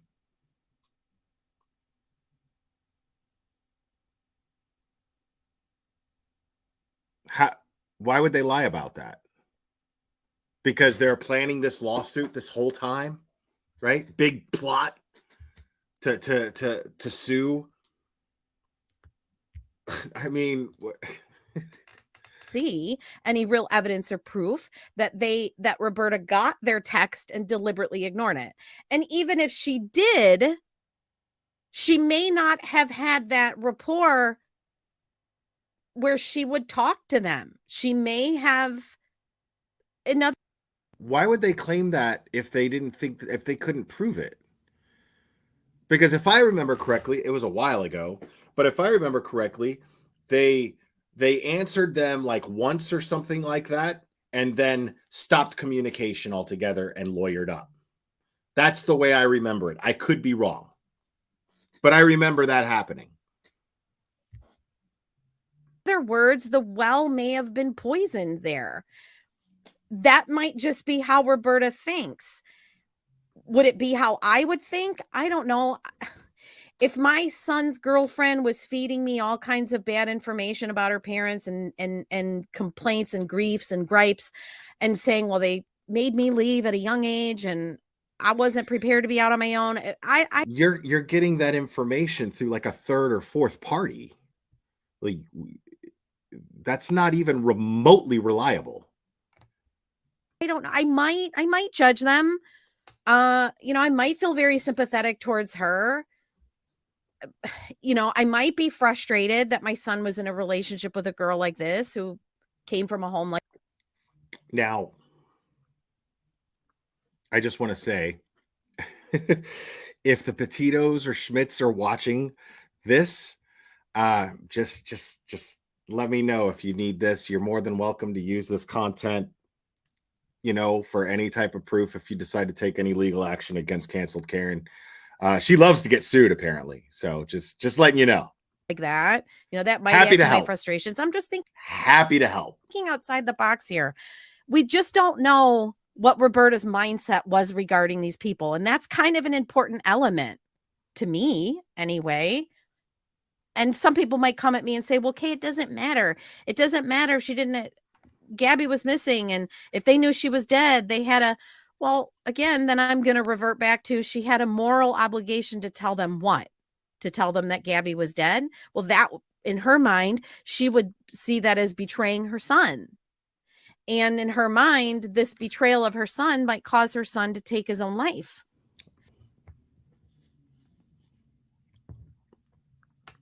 Wow.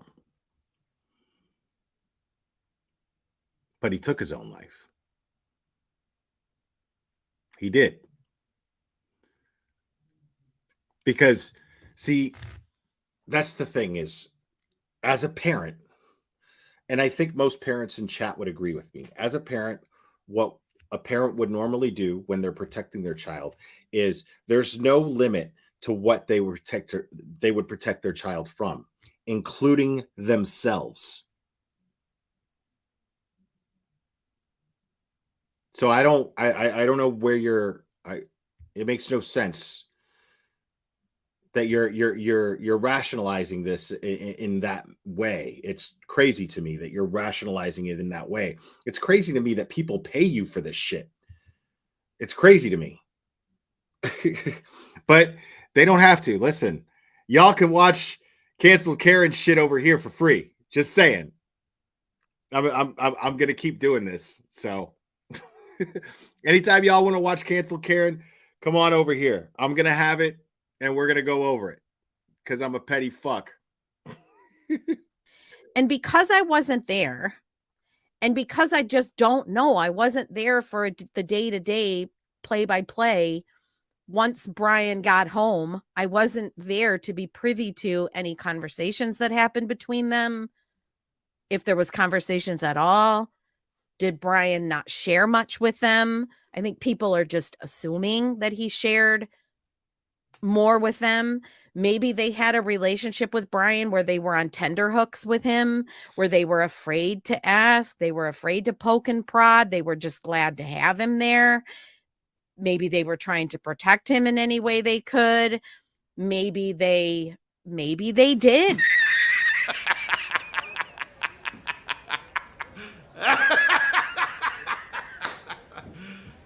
You serious?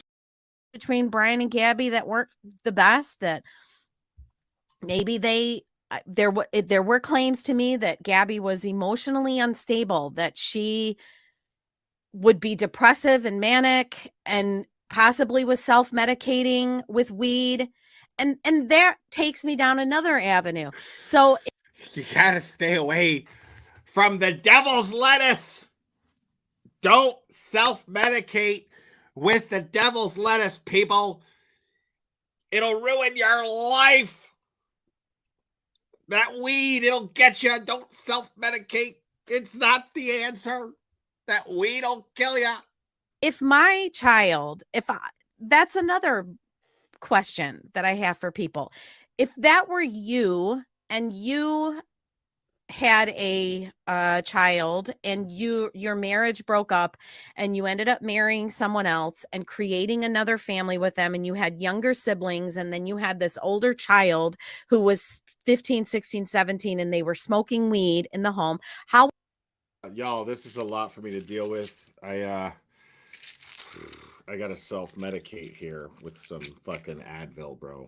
The generic stuff, man, because I need like 3 of these bad boys. Because this is stressful.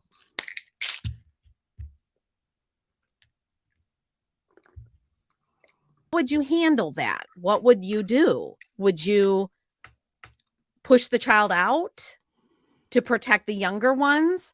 Or would you try to come to some solution whereby you're straddling that line where, yes, you're protecting your younger ones because the younger ones shouldn't be subjected to the smell. That line. Would you try to find some...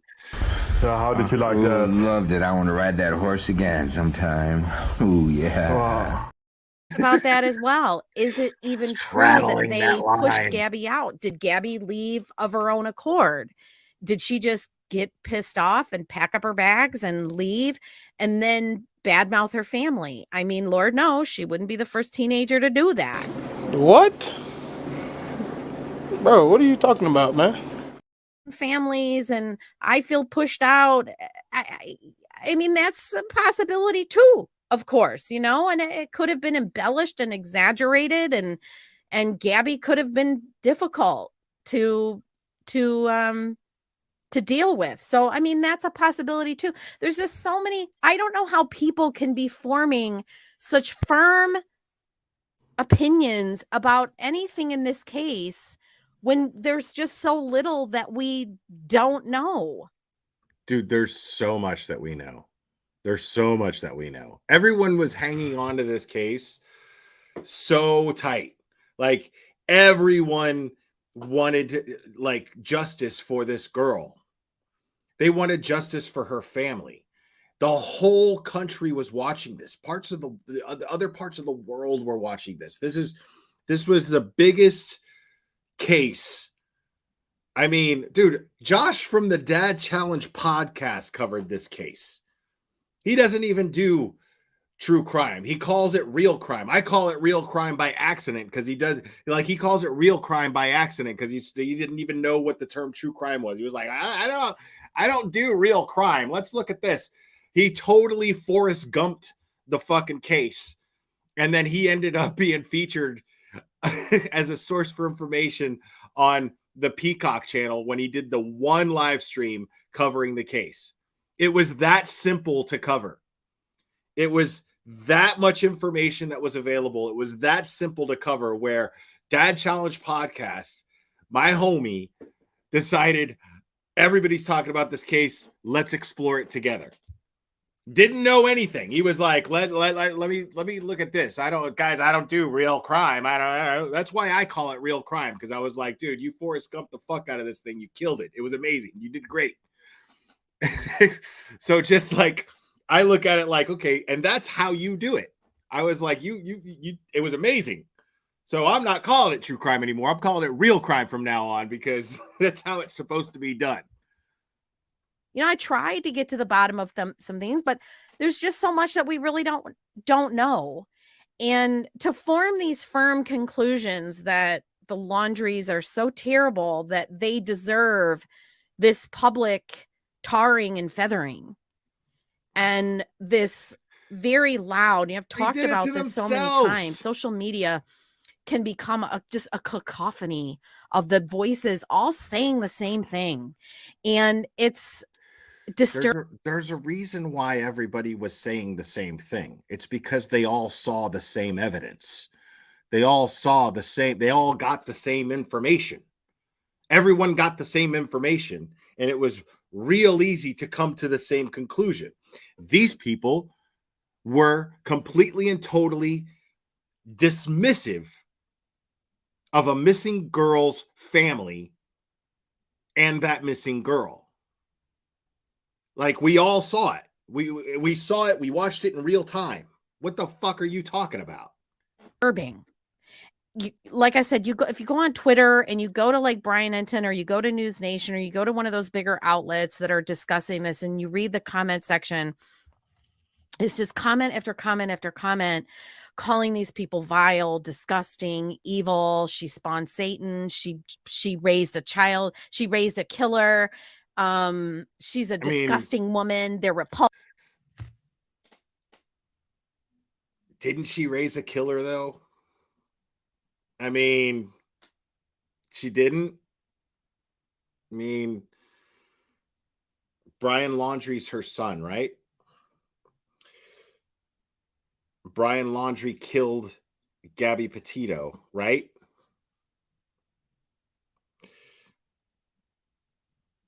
Roberta Laundrie raised Brian Laundrie, right? Roberta Laundrie raised the killer. I mean, it's math. It's not even new math. I get it's not new math, but it's math. Just saying. They're revolting, put them in jail, throw her in jail. She's sick. The letter is incestuous, blah, blah, blah. I mean, it's just this, this is how it, that's what I hear in my brain. It's just one right after the other, right after the other. And my brain just rejects that. My brain goes, well, hold on, wait a minute. This is what we hear in our brains when we hear you talk.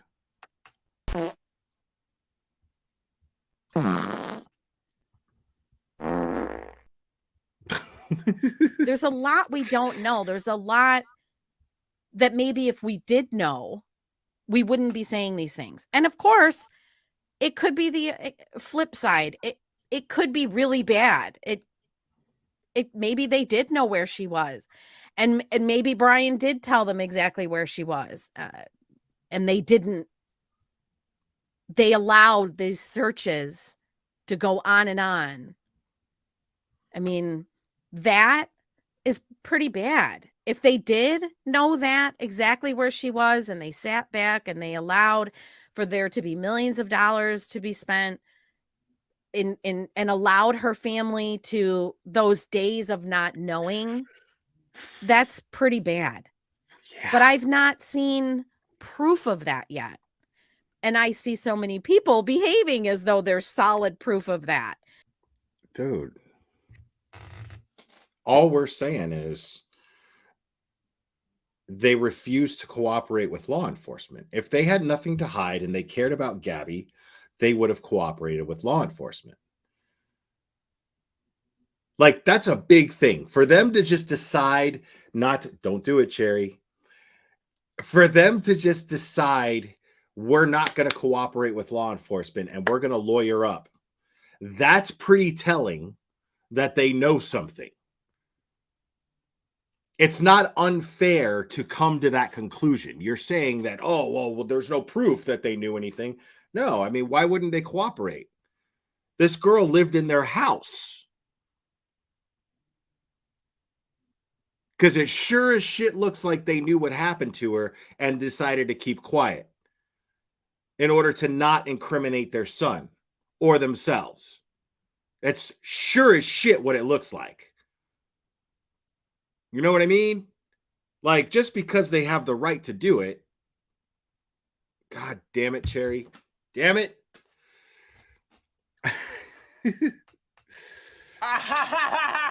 Shut up!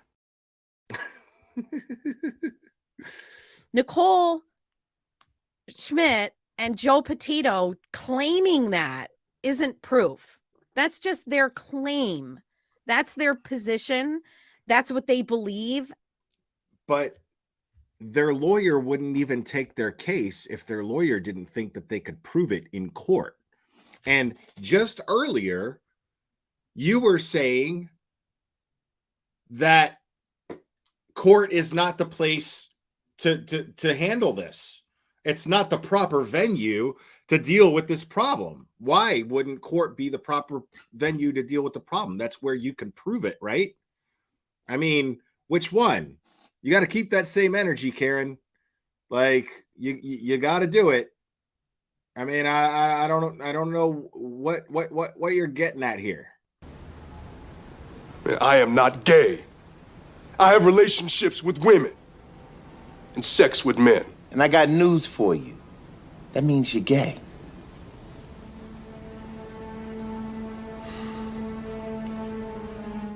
Let them know, Ice. Exactly. Let them know. And that's their claim. And I just got to be honest, this letter isn't a step in that direction. For me, anyway. The letter is weird. It's strange. There's multiple explanations for it. And even if Roberta's lying, and she did give him the letter when he came home, or before he left, or whatever, set off in his car with his backpack. Even if there's still all those other questions about what she knew and when she knew it. And you have to be able to, I'm sorry, you do. As much as you crave having someone to hate and having some Cherry, not if he's not having sex with those women he's in relationships with. I'm getting the final word. I win. Bye. Someone to publicly tar and feather. I mean, it's almost ingrained in our DNA, isn't it? To want to see people be tar and feathered. It's why it was done. That's where we even get that phrase from. People love having someone to, they love having people to put up on pedestals, and they love having people in the stocks. They love it both. They love those two extremes. It's very difficult for most people to park themselves firmly in the middle and say, well, I'm neither going to put these people on a pedestal and put these people in the stocks.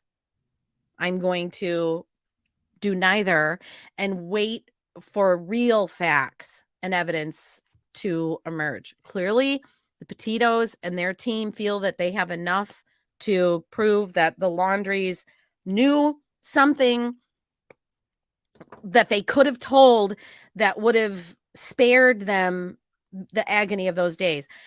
I don't know. I don't know that. I'm not going to just auto believe that just because they're the victim's parents. And I think all things. Yeah, I don't know what's going on with my lighting here, but you can see I'm being beamed up. Listen, I'm not ready to go yet. Okay. I'm not ready. You got to wait. I got shit to do. I'm in the middle of something. All right. Just hold on. Just wait. Right. I'm in the middle of running canceled Karen here. Things considered, there's reason to not believe them. They've been caught in a couple of doozies. Joe Petito claimed he went to the laundry home. We found out later he didn't. And Joe Petito's wife, there was some issues there. I mean, there's reasons to question. There's always reasons to be dubious and question and to sort of park yourself right in the middle and be a centrist and say, I just don't know. It'll be interesting to see how this unfolds, but I just feel that this situation is so tragic all around. And there were many opportunities to probably avert it that were missed. And I think you have a young lady and you have a young man who, prior to what happened, I don't think Brian, I mean, he was described to me as pretty normal guy, pretty level-headed, pretty nice guy.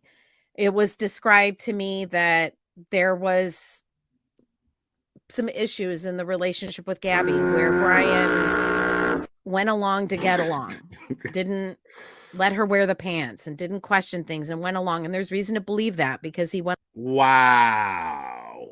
Really, lady? Really? There were many opportunities. I got to hear that again. Probably avert it. Because I can't believe my fucking ears. Hold on. That were missed. And I think like this is straight up victim blaming. Like straight up fucking victim blaming. You have a young lady and you have a young man who, prior to what happened, I don't think Brian, I mean, he was described to me as pretty normal guy, pretty level-headed, pretty nice guy. It was described to me that there was some issues in the relationship with Gabby where Brian went along to get along, didn't let her wear the pants and didn't question things and went along. And there's reason to believe that because he went along with this foolhardy plan to go across the country in a van. Wow. So it's Gabby's fault. So he was a pretty nice guy and he just decided, you know, he got sick of Gabby wearing the pants. And so I guess it makes it understandable that he would fucking murder her and try to cover it up and then run and then off himself to avoid any responsibility for it. Good to know. Good to know. Even though they had done it before, that was when the relationship was younger and more fresh. Shut the fuck up. Attempted to do this when the relationship was already strained and struggled and there was already some issues taking place. So it probably just wasn't the best plan to do. I don't think Brian was an inherently evil person. I think he was a young guy who, for whatever reason, that evening or that day, something came to a head and he did the unthinkable. But I don't think he was evil. Bro, the impression I got of Brian Laundrie is not the wearing the pants in the relationship type at all. The impression I got was an insecure douchebag who couldn't handle the fact that he was dating a very pretty, kind, sweet girl. Couldn't handle it. Didn't know how to handle it. And was abusive and had to feel big and tough because he was like fucking 5 feet tall and weighed like $105. So yeah, I'm not getting the impression like, oh my God, he was just standing up for himself because, you know, Gabby was wearing the pants. No, though, like that's not, and he just went along with this van life idea. He just went along with it. Is he not a fucking grown man?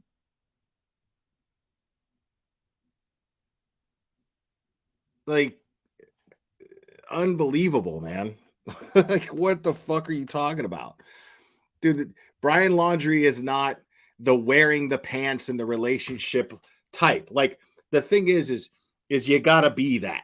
You know, if you're gonna have that position in a relationship, you gotta kind of fit the bill. You know what I mean?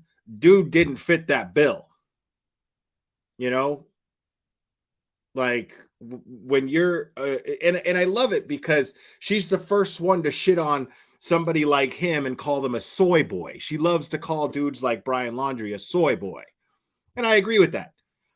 To some degree, you know, I'll use that term for dudes like Brian Laundrie and his fucking little insecure fucking baby carrot fucking vibes where he's eating fucking granola all the goddamn time. Like, dude, you're not wearing the pants in that shit. Just own the fact that you're not a tough guy, bro.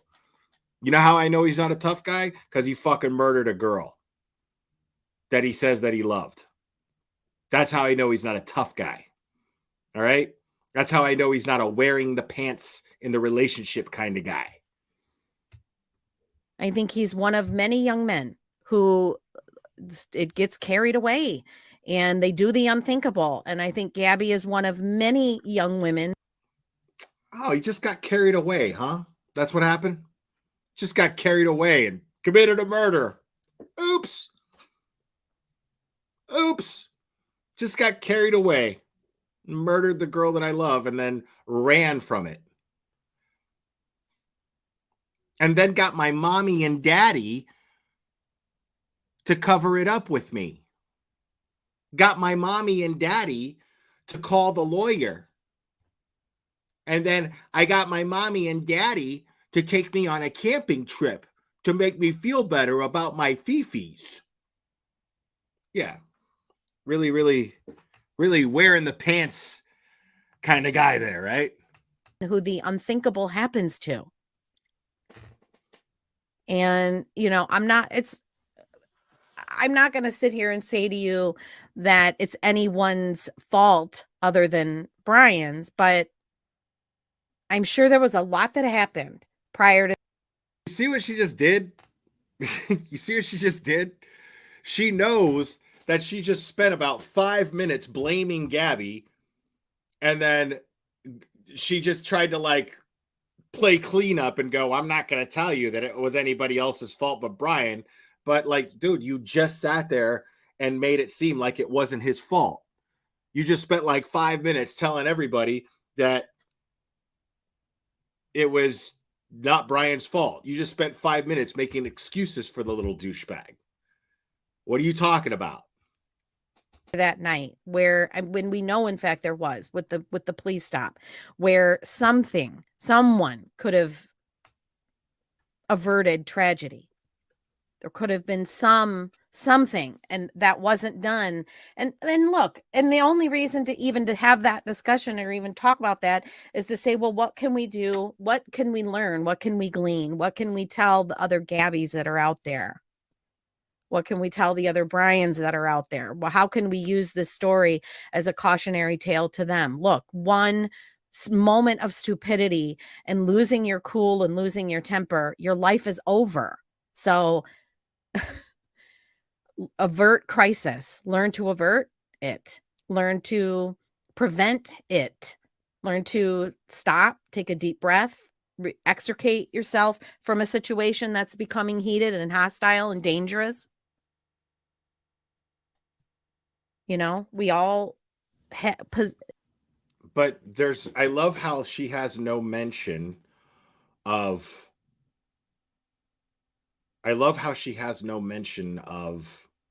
him taking any responsibility or lack thereof. He never did. I love there's no mention of that. There's all these excuses for him. And now she's saying, well, he should have just walked away. Of course he should have just walked away. But once he didn't just walk away, and the result was that a young girl lost her life and that a family lost someone that they love very much way too soon, parents outlived this person, he should have taken responsibility, and he should have been encouraged by his parents to take responsibility, not enabled to do the opposite. Understanding that there's a killer in all of us. The only thing really holding you back is your impulse control. And you may be the kind of person that has poor impulse control. Yeah, that's called a killer. See, I don't have that poor impulse control. I've never killed anybody. I've never been so mad that I was gonna kill somebody. You know what I mean? Like, I'm not a killer. Now, granted, nobody's a killer until they're a killer. Sure. You know what I mean? But having poor impulse control is not an excuse. That doesn't justify in any way, shape, or form killing someone. Because guess what? Once you kill someone, no matter how nice of a guy they are, no matter what their little insecurities were, no matter what their sensitivity to granola is, that's all canceled out once they become a killer. And then it's even more canceled out. It's squashed when they don't take any accountability for it. It's good to know that you have poor impulse control. And somebody might argue, well, he killed himself out of guilt. He felt so bad that he killed himself. No, he killed himself to run away from the issue. I don't give a fuck. And it's not this isn't a fucking Romeo and Juliet fucking story. That was his little fucking lame soy boy attempt to make it a Romeo and Juliet appearance of a story. But it wasn't. That was just him running from a problem and too much of a fucking pussy to face it. Period. That's what that was. Because a man would just simply take accountability for it and take whatever punishment he gets for it. He would allow the parents to look him in the eye in a courtroom after sentencing during impact statements and let them state their piece to your face in front of a judge and a jury. Well, no longer a jury, but in front of a judge and a gallery of people. That's what a man would do.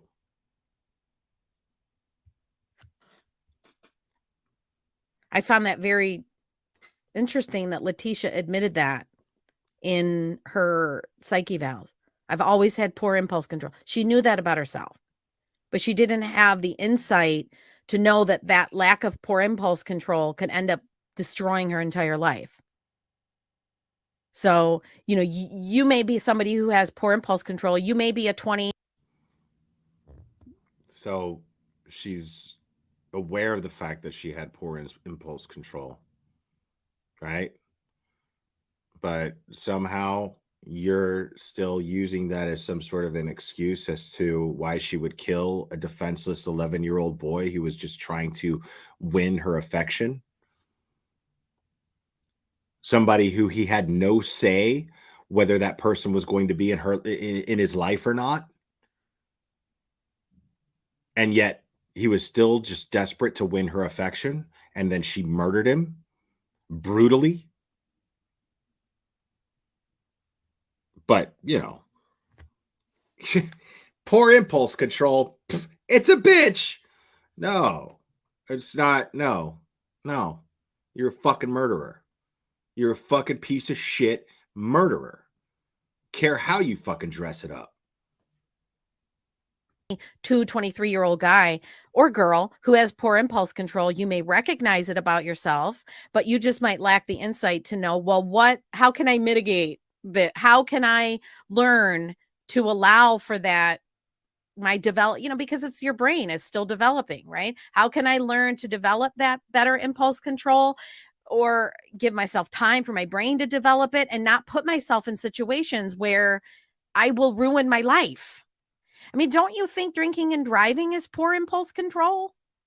It's just poor self-regulation of your behavior. And it's a shitty thing to do too. Drinking and driving is a shitty thing to do. That's why you get locked up for it, because you could kill somebody. Now, granted, I've made this point before. Most people, the majority of people, adults who drink, have drank and drive Absolutely. Have drank and driven. Absolutely. But it doesn't make it right. And yes, it's poor impulse control, but it doesn't excuse the result if you hurt or kill someone in the process. Fear. I mean, my entire life, I've been curious about why people, I've been drunk before, okay? I've never once Get out of town. At the point of being drunk ever thought it would be a really great idea to get my keys and go 80 miles an hour. I call bullshit. Or on the wrong way. Never. I've never done that. It's never occurred to me. You're lying. And you're a piece of shit. And some people have poor impulse control, and bam, their life is ruined. You know, the guy who killed my friend and her babies, Michael Gagnon, I don't hate him. I feel bad that he's in prison for 43 years. I think about him often, and I'm like, God, that's got to be awful. That's got to suck to be sitting there and know that you have, 30 years ahead of you in prison. Yeah. Yeah. It's supposed to suck. That's why it's called a punishment. It's why it's called a punishment as a result of a crime. It's supposed to suck. See, the fact that you're not mourning your friend and you're not focused on the fact that, hey, he fucked up. And the reason why he's in prison is because he robbed your friend's loved ones of your friend. And you're not focused on that, shows me you're probably not much of a friend. If you're more focused on the fact that it sucks for that guy to be in prison for not having better judgment, and you're sitting here saying that you expect us to believe that you've never gotten your keys and driven when you were intoxicated. Dude, 90% of the time we've seen you on YouTube, you're fucking wasted drunk. The fuck are you talking about? I call absolute bullshit. I think it's a matter of fucking time before you catch a DUI. But maybe not.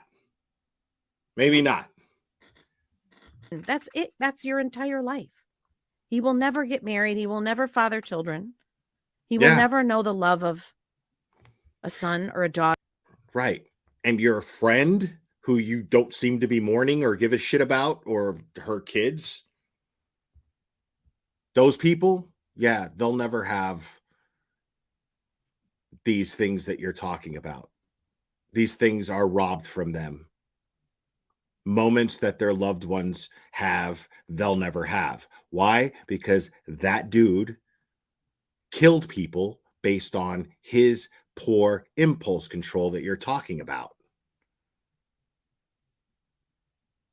That dude absolutely belongs where he is simply because he robbed good people of precious moments and possibilities, infinite possibilities, as far as experiences with those people go.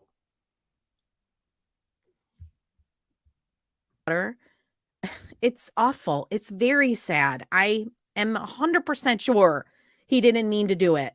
Get behind that wheel. He was drunk and had poor impulse control. I think Brian Laundrie probably had poor impulse control, and things got heated, and the worst and most unthinkable thing happened. So here you have, he's dead and it's sad. She's dead and it's sad. And rather than learn anything from it, most people don't get drunk and put their hands around somebody's throat. The fuck are you talking about? Like, not even comparable. Most people don't get drunk and then put their hands around their fucking spouse's throat or their loved one's throat until the point that they're dead and then run from it and call mommy and daddy to help.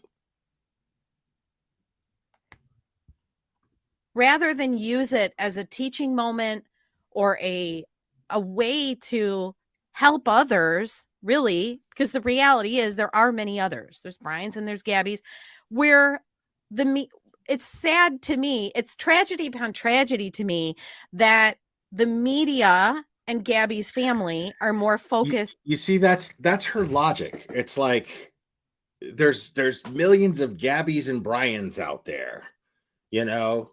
It, like the logic is, well, that could have happened to anybody. No, it couldn't have happened to anybody. It happened to that dude because he's such a spoiled little shit that he didn't think about the consequences. He thought he was above the consequences. He felt justified in putting his hands around his girlfriend's throat until the life left her body. It's not any more complicated than that. It is simply that simple. It is not at all any more complicated than that. Because it takes time. It takes time. And I'm sorry for getting graphic here, folks, but to strangle someone to death takes time. There's a lot of rage and hatred in that. And there has to be a certain sense of entitlement to see it through.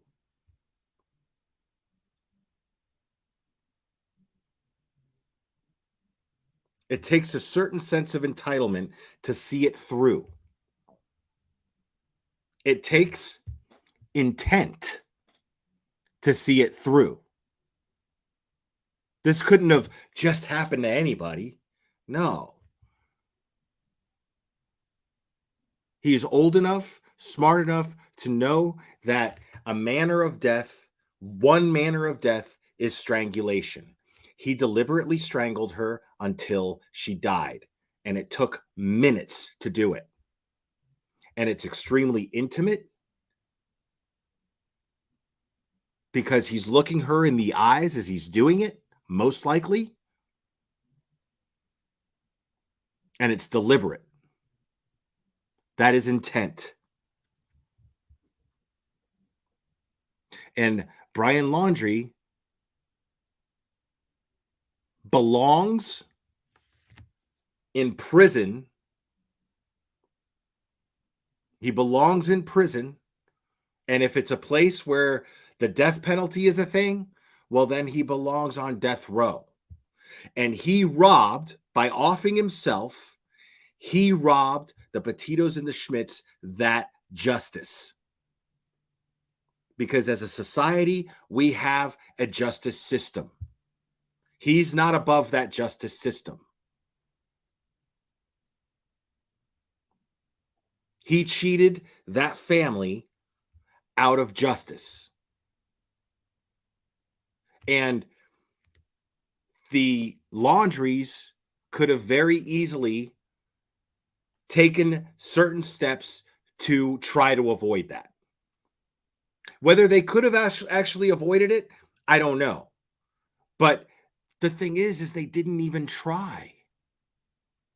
They didn't even try. On retribution and vindictiveness, because nobody ever learned anything from that.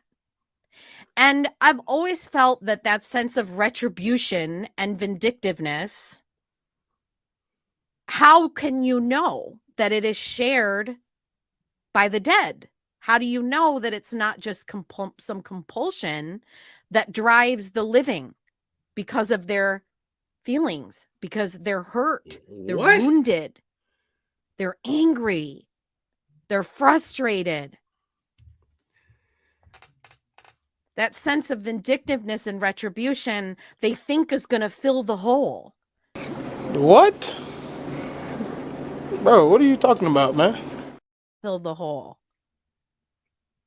She's talking about filling holes. What? They want some sort of retribution against these people. And on some... So how did you like that? Loved it. I want to ride that horse again sometime. Ooh, yeah. Wow. I see it as tragedy upon tragedy. I'm the type of person that I can step back and you suck. I can we all should be able to do this, to remove ourselves and look back at situations and try to visualize the energy around them. Try to visualize and put a color on the energy. Is it dark or is it light? And I don't mean to sound like Chad Daybell, but seriously, there is light energy and there is dark energy. There is good energy and there is ugly energy. There is hopeful energy and there is despondent and hopeless energy. There is vindictive energy and there is... Shut up! Oh my God, I don't care! Of forgiveness. And we're sort of called upon in our souls to give it even when we don't want to. That's the hardest time to give it, is even when you don't want to.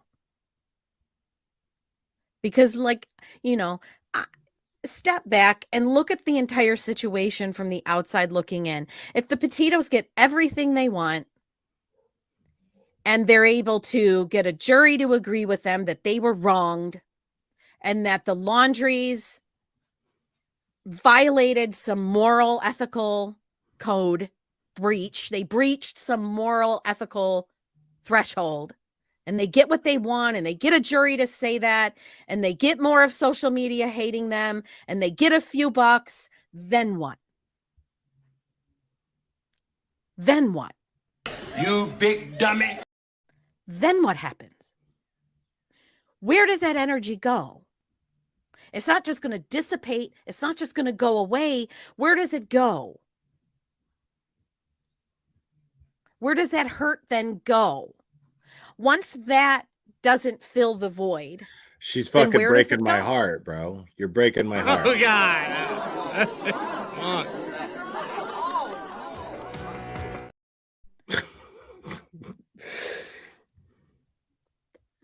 We live in a world of broken, hurting people. Human wreckage, really. It starts the moment we're born. We just kind of go through life like bumper carts running into each other. Of course. Gay! It's kind of what we do. But I don't see that hurt stopping with more hurt. I just see more hurt, more hurt, more hurt, more hurt. The Laundries have got to be devastated and stressed out, anxious. I'm sure this is not what they imagined for their retirement. Who gives a fuck what they imagine for their retirement? They should have anticipated something. Like, you expect me to fucking believe that this guy is capable of putting his hands around her throat and killing her, but nothing even remotely close to that happened in their house, under their roof? They didn't see any signs of distress or abuse? Nothing? Get the fuck out of my face with that. This is not good for Roberta's health. Who gives a fuck about her cancer health? Survivor. Get the You know, I fuck remember outta here. when She should have thought of that shit. She should have thought of that shit. And the media and the public were going after the Ramseys. I remember back then just feeling so bad for Patsy.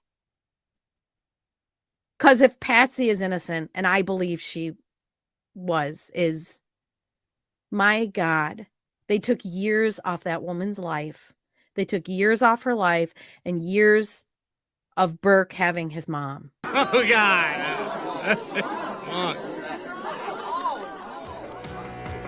And it hurts and it hurts. And so I don't think, and so I can make that connection. And I just don't think that anything Roberta did in a moment of weakness, fear, panic. Yes. So in a moment of weakness or panic and somebody does something fucked up that victimizes somebody else, they shouldn't be held accountable? Okay. It's probably selfishness. I don't think it's deserving of this. And it's certainly not deserving of the public ridicule You're and scorn. breaking my fucking when heart. There's so little that we know and so little that I am not required to automatically take the side of Gabby's family. It's not required of me. It's not required of any of you. You are not required to take that default position. In fact, you are required to take a centrist position. How do you not get, like, how do you always do this? How do you not get fucking tired of it? Oh, that must be exhausting. But it's not, though. Like, how are you not like worn the fuck out by your own bullshit? Wait for facts and evidence to develop before taking a strong side. And that goes for the media. Shame on the media for pushing this and for delighting in this lawsuit. It's like they're like kids in a candy store. Let's get this letter out there. No, it's because us consumers of the news are happy to see justice served. That's why we actually we like justice. It's crazy. I know. Insane. Guys. They love it. They love their people in the stocks. That they can throw rotten fruit and heckle. And it's wrong. It's idiotic. It's peasant. And we should be moving beyond that. You suck. Humanity should be moving beyond that. So, all right, that's it. That's what I got. I'm going to upload this right now to the Patreon. Both the Barry Morphews 1 and 2 are on there. You can either listen to them there or here. If you feel so inclined to tip me for tonight's work, tonight's op-ed, sort of verbal op-ed. Here's me jiggling my little tin can. You can shoot me PayPal, Venmo, Cash App. I'm in the process of getting. By the way, this is already behind a paywall, guys. She's begging for money. She's like straight up e-begging right now. Zelle set up. I just haven't I gotta go with straight up e-begging, debit card and all this crap, and but I'll get it done. And that's it. Like I said, I do have that Kyron Horban thing, and you know what? I just occurred to me. What if I did the Kyron Horman Facebook members only? My Kyron Horman. I'm going to be reading you this. Really what if I put the shit behind another paywall? Interesting Reddit, and I'm going to put myself in the stocks. Shut up! A peasant. I got caught up in the strainer, in the peasant strainer. And this smoking okie on Reddit took me to church. I read it and I thought, oh my God, I could have written that now about another case. You're a magnificent cunt. Absolutely excellent points. And I know that for 4 years I've been promising to talk about Kyron Horman, but for some reason something has always held me back. And now that I've been sent this Reddit. All right, get the fuck out of here. All right. That's enough for cancel. Oh shit, I'm sorry. That's enough of canceled, Karen. You're canceled, Karen. Shut the fuck up. So yeah. There you have it, folks. We'll let you all know when the next Patreon comes up, and then we'll review that again when it happens. Now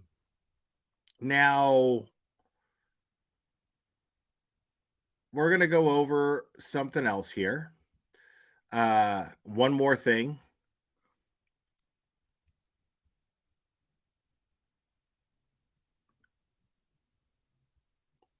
And yep, there we go.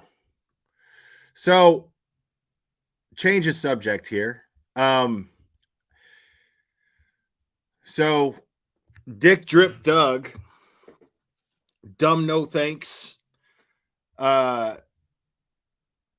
has been relentlessly exploiting the Summer Wells case, who has been relentlessly attacking Don Wells and Candace Bly, parents of a missing child. And the 2-year mark is coming up next month on the 15th. I don't think that it's a coincidence of his timing to be doing that. But now this kind of went under my radar, but I just saw it today. We're going to go over this. So this dickhead did something that I find extremely appalling every time whenever somebody does this. And he decided to take it upon himself to call the TBI and report a conversation that he had with Don Wells, which proves nothing. And he bragged about calling the TBI, and he's wasting resources. It's really funny to me because the TBI publicly stated in a press conference that the misuse of the tip line is what has caused it to be more difficult for them to conduct their investigation and find out what happened to Summer.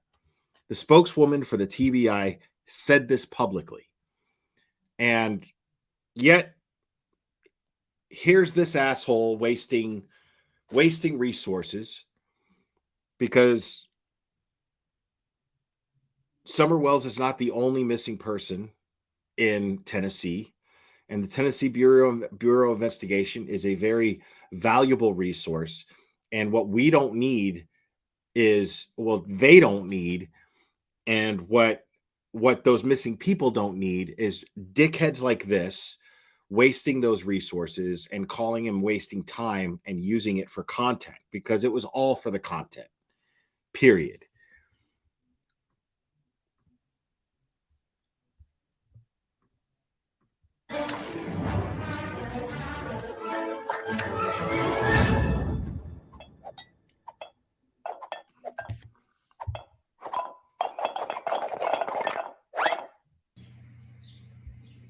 TBI.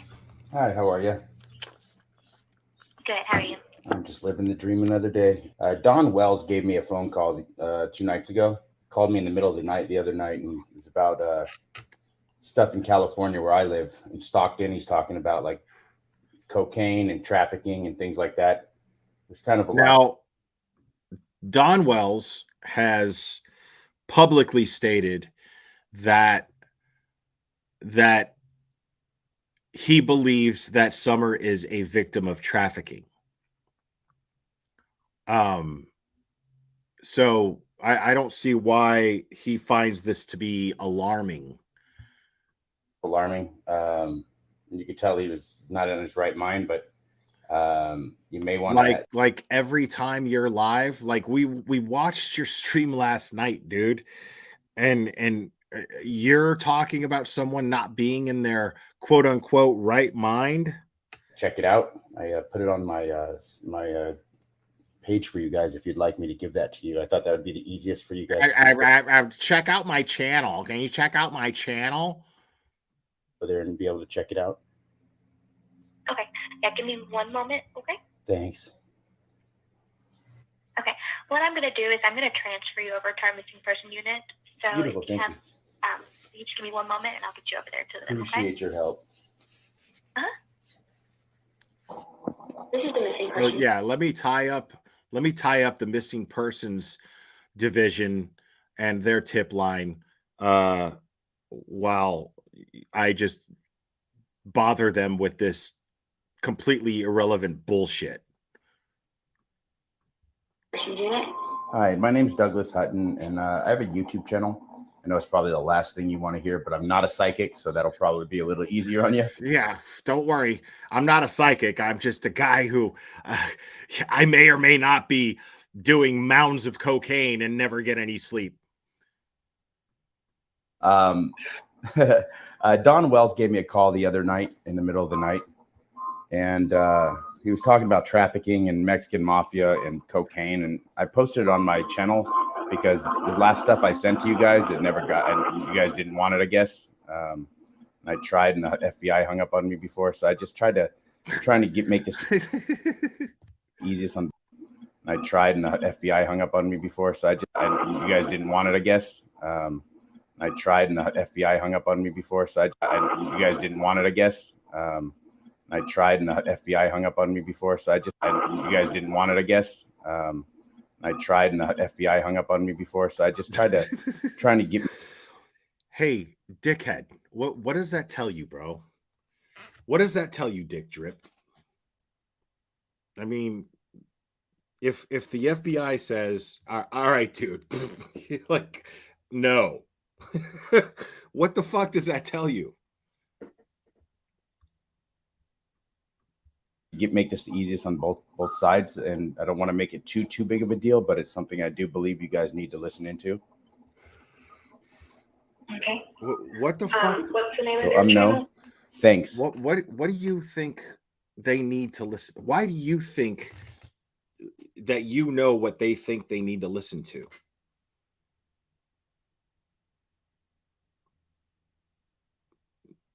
Why do you think they need to hear you troll the father of a missing child? THANKS investigates. And my name's Douglas Hutton.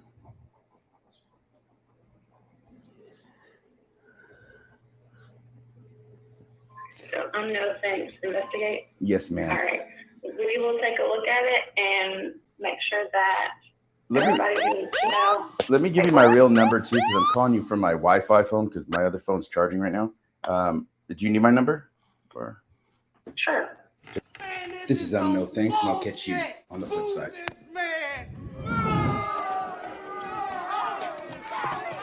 That's it. That's what you got.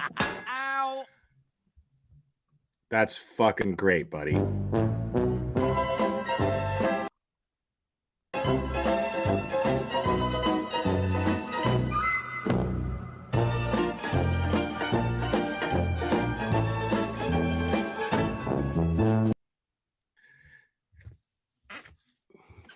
You are bona fide foreskin. You are a fucking moron. Like, you need fucking help. I mean, I don't think I think that this guy is like so fucking far from, because an adult